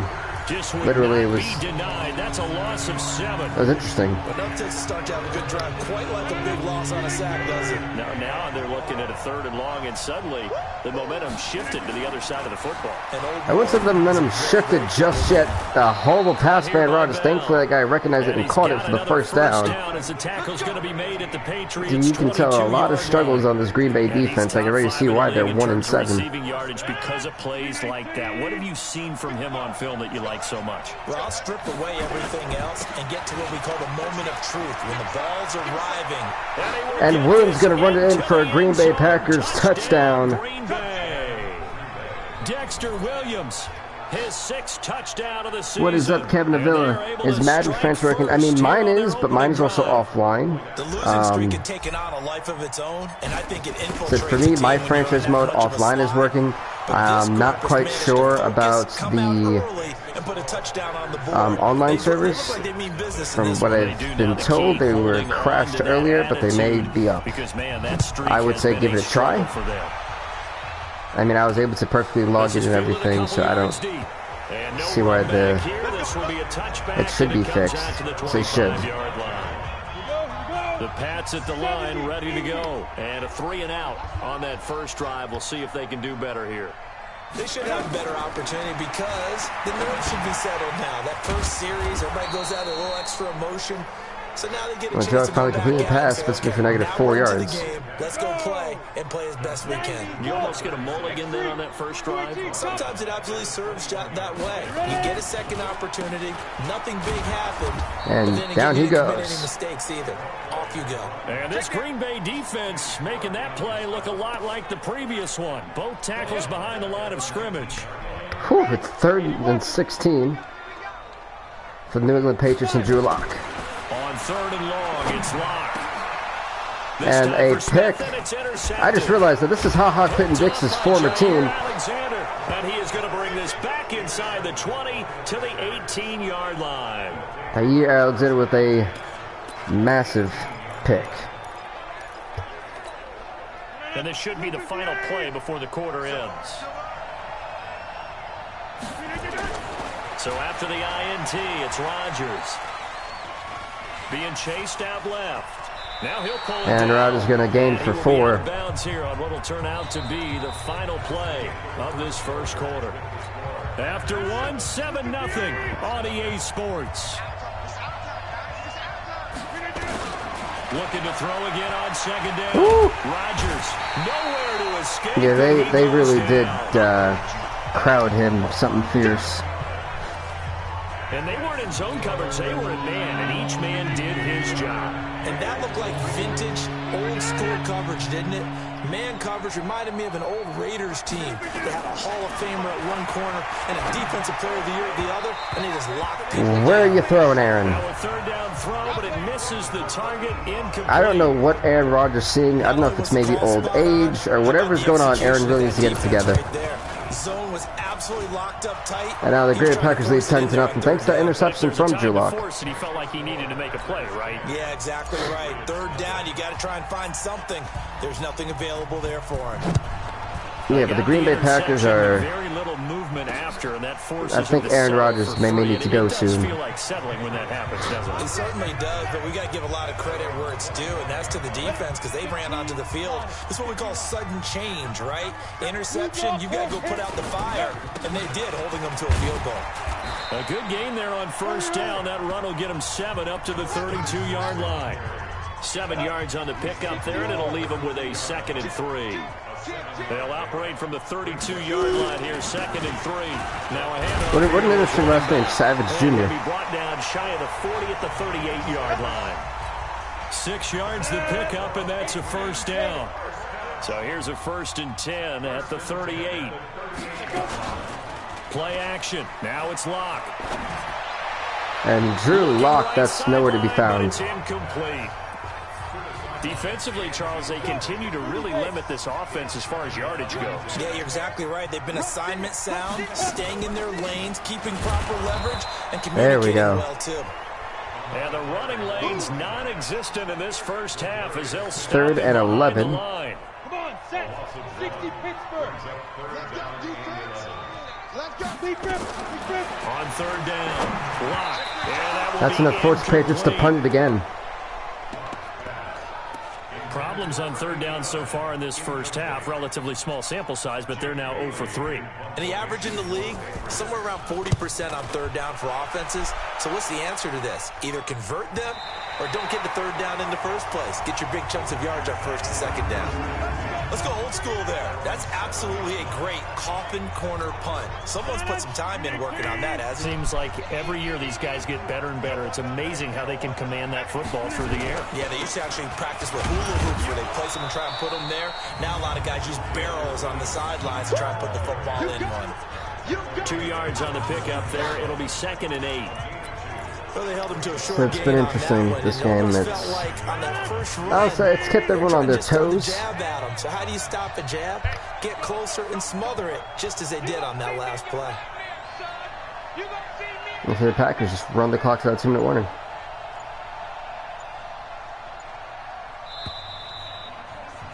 We've hit the 2-minute mark of the first half. 10-0 our score. Coming up at the half, a reminder, we go back to Orlando to check in with Jonathan Coachman. He'll have a look back at our first half as well as a look ahead to what's coming up later this weekend. Now a throw here on 2nd down, and that's complete. The reception good for 7. It's 3rd down. One thing to look for when you run drag routes, you're able to hit a receiver in stride, and he can pick up a lot of yardage after the catch. Let's see if Williams can pick up a first down. And Williams is definitely going to be able to pick up that first down. He's going to have the first down as he's marked down just shy of the 20. 2 yards and able to get the first down in the process. Now a play fake here on 1st down. Flush to his right. It's a short one. Rodgers got absolutely rocked, but he completed that pass. 13 yards, 1st down Packers. Sometimes it's designed. With that play, I was like, is anyone going to move to a first down? I don't have that much time. Someone move, please. And was still accurate throwing the football. So they'll come up 1st and 10 now from the 33. He's going to fire one deep. Where the hell, Aaron? Would have been a big hitter if they had connected. Where are you throwing to? 2nd and 10 from the 33-yard line. To throw is Rodgers. To throw again. And he slings one that's incomplete. He can't. I don't know what it is. That's just an example of a growing pain for him. No, it's Aaron Rodgers who I think needs to retire. Like, I'm just watching that, and it's saddening. He's slinging it on this one. Had a wide open target, but didn't have the proper footwork to increase his accuracy. Now yet another. You know, it's damn near saddening. They fail to connect on 3rd. You hear the calls for a penalty, but I just don't think so. I think in this situation, the defender was making sure his guy couldn't hold on to the football. So I don't see anything to warrant a flag. No, I'm with you. There was contact, but I'm happy they kept that flag in the back pocket. It's just like, you know, just kind of watching, viewing Aaron Rodgers and just seeing that this is a downfall. This is, how do you think they'll play this? He in all honesty, he's hurting the Green Bay Packers. See if he can come up with a strategy to play better By in the far. second, but there's also something to challenging your offense right here. You know, hey guys, you help dig this hole. See if you can get us out of it a little bit before the half runs out. Let's go make some plays. Block now to throw. Oh, he's able to outmuscle him here as he pulls it in. Now the Patriots will use the second of their timeouts as they'll stop it with 40 seconds remaining in this first half. Block now on first down. Oh, a scrap for the football, and he's going to come down with it. 18 big yards on that one, and a New England first down. This offense finding its legs now. Here's another 1st and 10. Throwing now is Locke. Oh, Good nearly stop. a disaster there on the check down. But they'll get it back. An incomplete pass on first down. That leads to a 2nd and 10. Back to the air on 2nd down. It's Locke. And eat that. One that's intercepted. That is why I played safety right at that play, ladies and gentlemen. Because I knew something was not right about that. First half.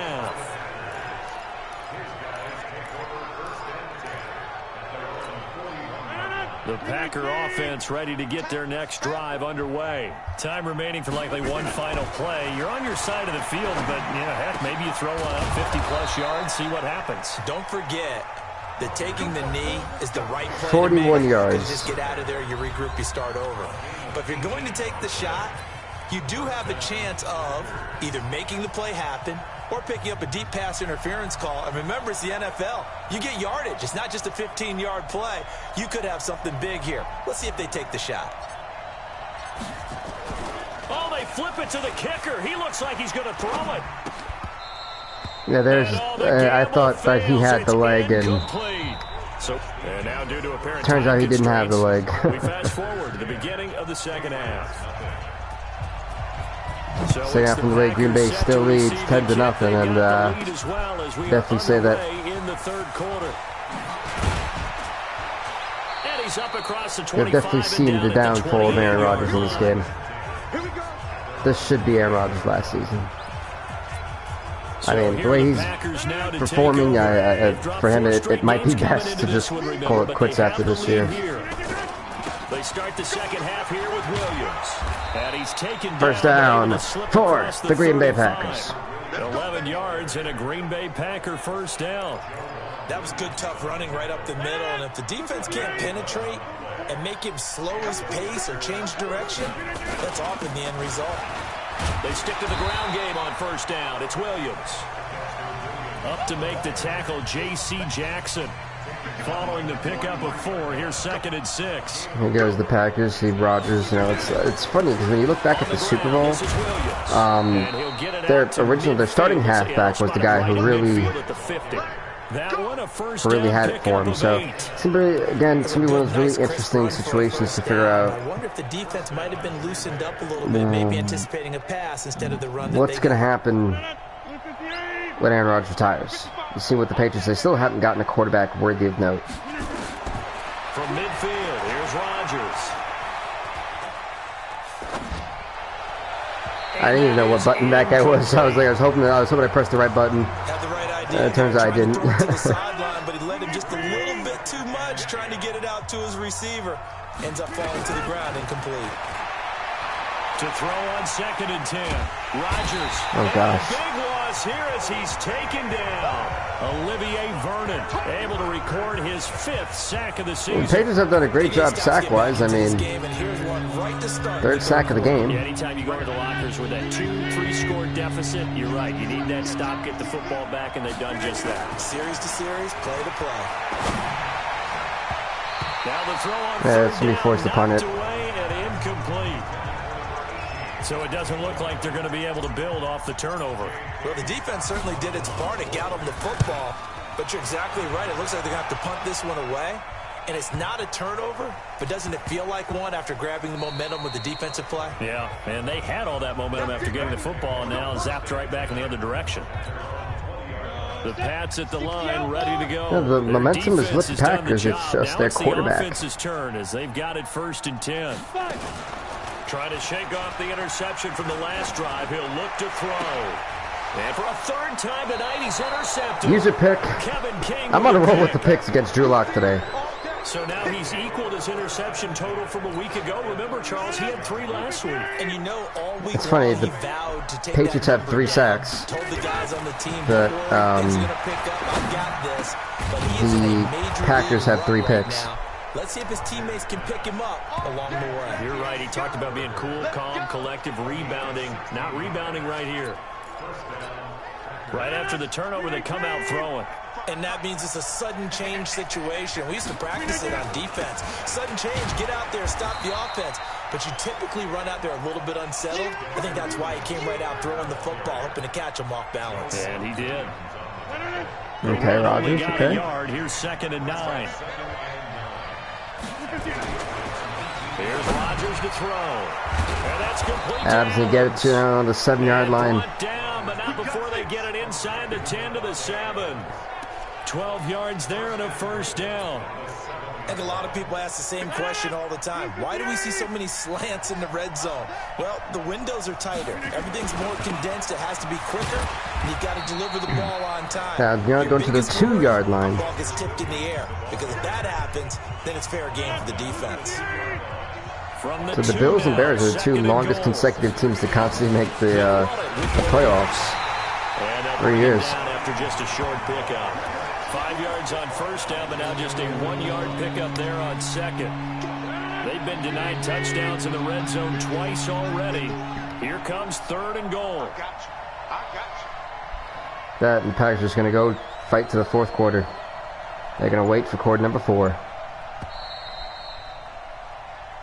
Back now in I'm not even sure if I really want to throw the football there, Rodgers. Football here as they've got the lead as well to begin the 4th quarter. They've been denied touchdowns in the red zone twice already. Here comes 3rd and goal. They'll try to run it in. It's and Williams with his 2nd rushing touchdown of this game for the Green Bay Packers. Dexter Williams with his 2nd touchdown of the game, number 7 on the year. And the Packers are able to stretch that lead out further. Extra officially 17-0. And that makes our score 17-0. Set now to kick this one away, and off it goes. That's fielded in the end zone. And no run back here. This will be a touchback, and it comes out to the 25-yard line. To see the Raiders that they're 0-8 is scary. It's like, whoa. Like they are really struggling. Interceptions, so this offense, they should be fresh. That's a good way of putting it. And I can't wait to see when they decide to do a 1st down. Because a 1-play drive where you throw an interception, a lot of people think the very next time out, run the football, don't give him a chance. Maybe play action? I think maybe you go play action, show your quarterback, get a little confidence in him, and let him fling another one. Now a man open down the middle of the field. Patriots starting to get on a roll offensively. It's about time. He works it past the 50. That'll be a New England 1st down, a gain of 12. Back-to-back good plays have them on the move on 1st down. Throwing on 1st down is Locke. Incomplete pass. Field, but it's incomplete. Another wayward pass. You know, things started out poorly in this game, and to be frank, they just really haven't gotten much better. And all that does is embolden the secondary. They feel good about what's going on. Hey, completed pass. 1st down. And this is going to result in another a few times you've heard that said from the Patriots today. 34-yard line. Lock now. 5 straight completions here in this 2nd half. 1st and 10. Now left side, a completion to his tight end. Actually caught that. You got the big lead defensively. Willing to give them that underneath stuff, right? And this is why you work on your tackling. Tackle them after the catch, inbounds, keep the clock running. Just go ahead and bleed the game out that way. Now a quick throw. Run out of bounds. Complete on the hitch route. And he'll be out of bounds, able to get it down to the 25 there. 3rd and 2, Locke's going to throw. And that is incomplete. 4th and 2. do they go for the field goal? Well, it just seems like all game long there hasn't been a lot of sync quarterback to wide receiver on this side of the football. They haven't been on the same page, the quarterback and receivers. Heck, they haven't been on the same grease board when you draw plays up. They haven't been on the same surface tablet. Turnover on downs. Like Green Bay Packers get back possession. Find a way to start matching each other's movements. Everyone gears up for third down, talks about the importance of it. But fourth down, that's truly the moment of truth play, isn't it? Everything's dialed up a little bit more. And, you know, it's such a momentum play, isn't it? Absolutely, because it can flip either way depending on who converts on fourth down. He's looking, and that's caught inside the 30. What a catch. Literally, what a catch. All the way down inside the 25 before he gets out of bounds. When you have someone throwing it that well, that confidently, you don't have to call the game in fear at all, do you? Had to clear me through it. Yep, confidence with a lead to throw it here in the fourth, and boom, he's on the money. Hey, you don't have to tuck your head in and go like turtle at this point. You can just go ahead and play. And he is brought down at the 22 after a gain of 2, and it brings Packers up gonna let that second clock down. roll for another 2-minute warning. 2 minutes left to play in this football game here on EA Sports. So it's Packer football here as we welcome you back. And you'd have to figure they're just looking to burn these final 2 minutes away and get out of here with a victory. Escaping, and he can't find anywhere to go. Olivier Vernon with 3 sacks. Olivier Vernon in That there 4 to sacks get him, and on that is Aaron sack number Rodgers? 6 now for him on the year. The amount of sacks that they've absorbed in this game is absolutely extraordinary. Let's just face it. This offensive line, flat out, cannot handle this pass rush. It's been demonstrated time and time again. Rodgers now, after the sack, he'll lead the pack up on 3rd and long. So it's smart from Green Bay. Hey, 3rd and long, we're going to go for the pass play. Let's run out the clock while we wait. It's smart. Here on Monday Night Football.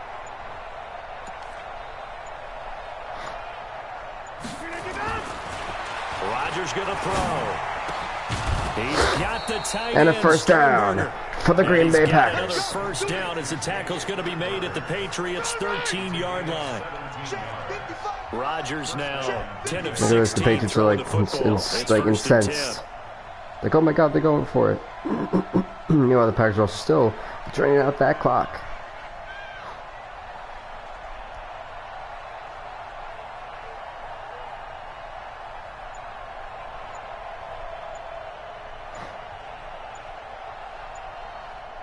Into the red zone, it's Rodgers. Flushed out right. The ball comes out, and it's picked up by the Patriots. Rodgers fumbled. Well, maybe it hasn't exactly been a Rembrandt, but they've been mistake-free to this point and finally called it up. I don't think it's going to cost them the game. They should be fine. But, boy, they're going to hate that, going back and watching tape and being able to say, we were that close to achieving our goal. Yeah, let's keep them on the ground. Oh, I hate when they do that. You're losing. There's no way you're coming back. Why are you going for it, New England? The Patriots going to use one of their timeouts as the clock will stop with 18 seconds remaining. They'll try and set up the screen. You go for It's another complete. so pathetic. Now the Patriots will use the second of their timeouts as they'll stop it with 13 seconds left to play. On play action, lock. Oh, come on, let's figure out pick number 4. Far too loose with the football here, nearly a 4th pick, and it's 3rd down. An incomplete pass on that last play, and that means they'll need to come up with something here on 3rd down. Here's Lock to throw. And this is Somebody trying to pick it off, like, no, pick it off. 3 seconds left. They're literally going to go for a punt. Patriots Oh my send out gosh. their punter, standing right on his own 5-yard line. Averaging over 50 yards a punt so far as this one's away. This is fielded at the 27. And that's going to be it for this game. Let's go! Let's go! Let's go! So it's all over. Well, with that being said, folks, the Packers decimate the Patriots in Foxborough with a Would it be shutout. too bland of a statement to say they didn't have the greatest day offensively? I mean, did enough, though. Did enough, but yeah, you're right. Most games, it wouldn't have been enough. So they've got to go into the The locker Packers room came and in. applaud their defensive mates and say, guys, you really carried us today. We'll try and get you back next time. Rocked and but as for rolled. today, you guys And I really nails don't out think there. there's any way you could really... I mean, the So Packers for the just... Packers, it's a rare bright spot in what's been a tough season as they move to... Yeah, the Packers were definitely a tough bright spot. That's for certain. The season is not one they're probably going to want to remember at 2-7 right now. Not looking too good.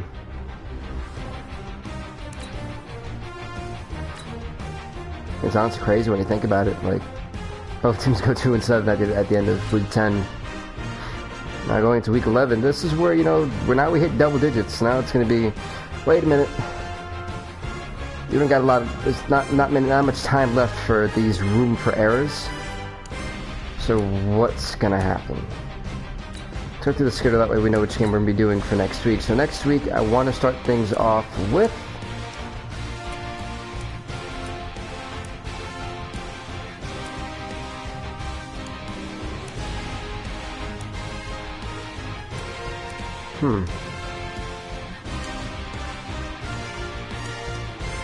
And we're going to start things off with the Ravens and Buccaneers next week. Ravens, Bucks, that's how we're going to start it off. So, big news ahead. That's what we're going to be doing. And let's also go through stats freak, and then we'll get to the standings. That we will see where everyone's at. It's like, oh, wow. Let's go to player stats. Oh, let's see who's doing what, who's excelling and where, blah, blah, blah. You guys know the little stuff. Baker Mayfield is actually leading the league in yards right next to Aaron Rodgers, and then there's Jameis Winston. That's interesting. See how that's going. Touchdowns. What are touchdowns? Touchdowns actually be Carson Wentz, followed by Jameis Winston, and then Marcus Mariota. Now let's go to picks. With the most picks, Dwayne Haskins with 12, Newton with 12, and Simon Longwell with 12. I mean with 11. Followed by Drew Lock. Let's go to rushing. Rushing yards, Todd Gurley is leading the league. Right behind him is Alvin Kamara, followed by the Arizona Cardinals' Ezekiel Elliott. Let's go to touchdowns. Leading the league in touchdowns is Kamara, next to Kareem Hunt for the Titans, next to Philip Lindsay. Who's fumbled the most? Matt Bryant with 2, Nick Chubb with 2, and even Derek Carr for some reason with 2. Trey, there you go. Wow. Most receiving yards is going to be T.Y. Hilton, followed by Tyler Boyd, and then Keenan Allen. Touchdowns. Keenan Allen with 10, so is Quentin Addison with 10, then Tyler Boyd with 8. Blocking, who's got their quarterback killed the most? Joey Masters, followed by Colton Miller and Zach Gordon. Yikes. He's got the most tackles. Kendall Beckwith, followed by Jake Ryan, then Tremaine Edmonds. Sacks. Von Miller with 11.5. Then we've got Joey Bosa with 11, followed by Myles Garrett with 10. Go to interceptions. We've got Greg Stroman with 4. Mike Hilton with 3. And then Brian Lawler with 3. Okay. That's my favorite one. Who's forced the most fumbles? Bernard McKinney with 2, Adoree Jackson with 2, and even DeAndre Walker with 2. Okay. Fumble recoveries. Keanu Neal with 2, then Dante Jackson with 1, as well as Tremoni Rice. Let's go to the blocks. Do we have any block kicks? We've got a whole bunch. Grady Jarrett, Jawan Bentley, Derwin James, Chris Ringer, Bernard McKinney, Chauncey Gardner-Johnson, all those with 1 blocked kick. That's a lot. Safeties, we've only got 1, which is actually Bernard McKinney, who's the only guy that puts up a safety this year. Going to touch on, of course, we have those Keanu McNeil, Greg Stroman, Ricardo Allen, Dante Jackson, Tony Jefferson II, and Shaq McKee, all with 1. Interesting. Kicking, I mean, I don't really care about those. Who really does? Kick returns. He's got the most touchdowns. Jerry Fryer is actually the halfback we use for the Falcons. He's got a kick return touchdown. He's the only one who does. And then for punt returns, Tyreek Hill is from the Buccaneers. And he's the only guy who has a punt return touchdown. So, boom, we got through all the stats, I think, as quickly as I possibly could. Let's go through the weekly awards. I don't think we've been through any of them. let's go Kamara, Winston, Lowry, and Jones for week 1. Week 2 was Newton, Rudolph, Kuechly, and Stroman. Week 3 was Kamara again, Jackson, Miller. Ramos on the Giants now, wow. And Mosley. Week 4 is Wentz, Mariota, White, and Allen. Week 5 was Foles, Dugan, Byard, and Humphrey. Week 6 was Bryant. Once again, Lamar Jackson, Stewart Jr., and I think Stroman again. Week 7 was Wentz, Derrick Henry, Barr, and Tremaine Edmonds. Week 8 was again Alvin Kamara, followed by Deshaun Watson, Williams, and now Myles Garrett. Week 9 was Wentz again, followed by Sherman from the Colts, Allen again, and Evans. Week 10 was Wentz once again, followed by Keenan Allen, Baxter, and Bush. Yearly awards, they're finally rolling around. Here we go. MVP might be Kamara? Wow, the halfback. That's followed by Mariota and Wentz. Coach of the Year is looking to possibly Bill O'Brien, Matt Patricia, and Pat Shurmur. It's interesting. For the AFC Offensive Player of the Year, it could be looking over to Mariota or Winston. Each player could be Tremaine Edmonds or Joey Bosa. Offensive Rookie of the Year could be Sean Towns or Jamarcus Wilson. Defensive Rookie of the Year could be Tamani Rice, followed by Jamal Quinn. Best quarterback could be Mariota, Winston, and Holmes. Best running back could be Mixon, Lindsey, and Hunt. Followed wide receiver could be Keenan Allen, Boyd, and Addison. Offensive lineman is probably going to be either Rodney Hudson or David DeCastro. Joey Bosa and Myles Garrett will be fighting for that defensive linebacker position. Linebacker position can be Tremaine Edmonds, followed by Markel Lee. Best defensive back for the AFC could be Stroman, or Nickerson's probably going to be Stroman, though. Best kicker could be probably Brandon McManus or Jake Elliott. Now for the NFC, Kamara for the Offensive Player of the Year or Wentz, followed by Todd Gurley. Defensive player that could be Von Miller, MJ Stewart Jr., and Luke Kuechly. Offensive Rookie of the Year is probably going to be Terrence Miller, Aaron Henry. Defensive Rookie of the Year could be Mitch Mitchell or Trevor Boyd, Byard. Best quarterback could be Wentz or Bridgewater. Best running back could be Kamara, Gurley, or Elliott. Best wide receiver, again, could be McLaurin, Gabriel, or Tyreek Hill. Best offensive lineman could be Zach Martin or Tyron Smith. Best defensive lineman could be Aaron Donald or Cameron Jordan. Best linebackers probably going to be going to Von Miller or Khalil Mack. Best defensive back is going to be either Landon Collins or Luther Baxter. Best kicker could be probably Matt Gay or Jason Sanders. Boom. We got one last thing. Whew. And that's standings. I feel like I've said a mouthful to kind of recap of how much we've done. So in the AFC North, the Bengals are 6-3. They remember the Super Bowl defending champions. Followed by the Browns, who are 5-4. The Ravens are 4-1. Followed by the Steelers, who are 4-5. In the AFC South, the Texans stand a hold at 7-2, while the Titans are 5-4, while the Jaguars are 4-5, while the Colts are 3-6. In the AFC East, the Jets stand tall at 6-3, while the Bills are 5-3-1, while the Dolphins and Patriots are each 2-7. In the AFC West, the Chargers, Super Bowl champions from a long time ago, are 6-3, while the Chiefs are 5-4, while the Broncos are 3-9, while the Raiders are an ugly 0-9. In the NFC North, the Lions are standing tall, barely at 7-2, while the Bears are right behind them at 6-3. Meanwhile, the Vikings are 4-1, while the Packers are 2-7. In the NFC South, the Buccaneers are trying to hold on to their lead, as it's that they hold a 6-2-1 record. The Saints and Falcons are both 5-4, while the Panthers are 2-7. Now in the NFC East, the Giants stand tall pretty easily at 7-2, while the Eagles and Cowboys are 4-5, while the Redskins are 3-6.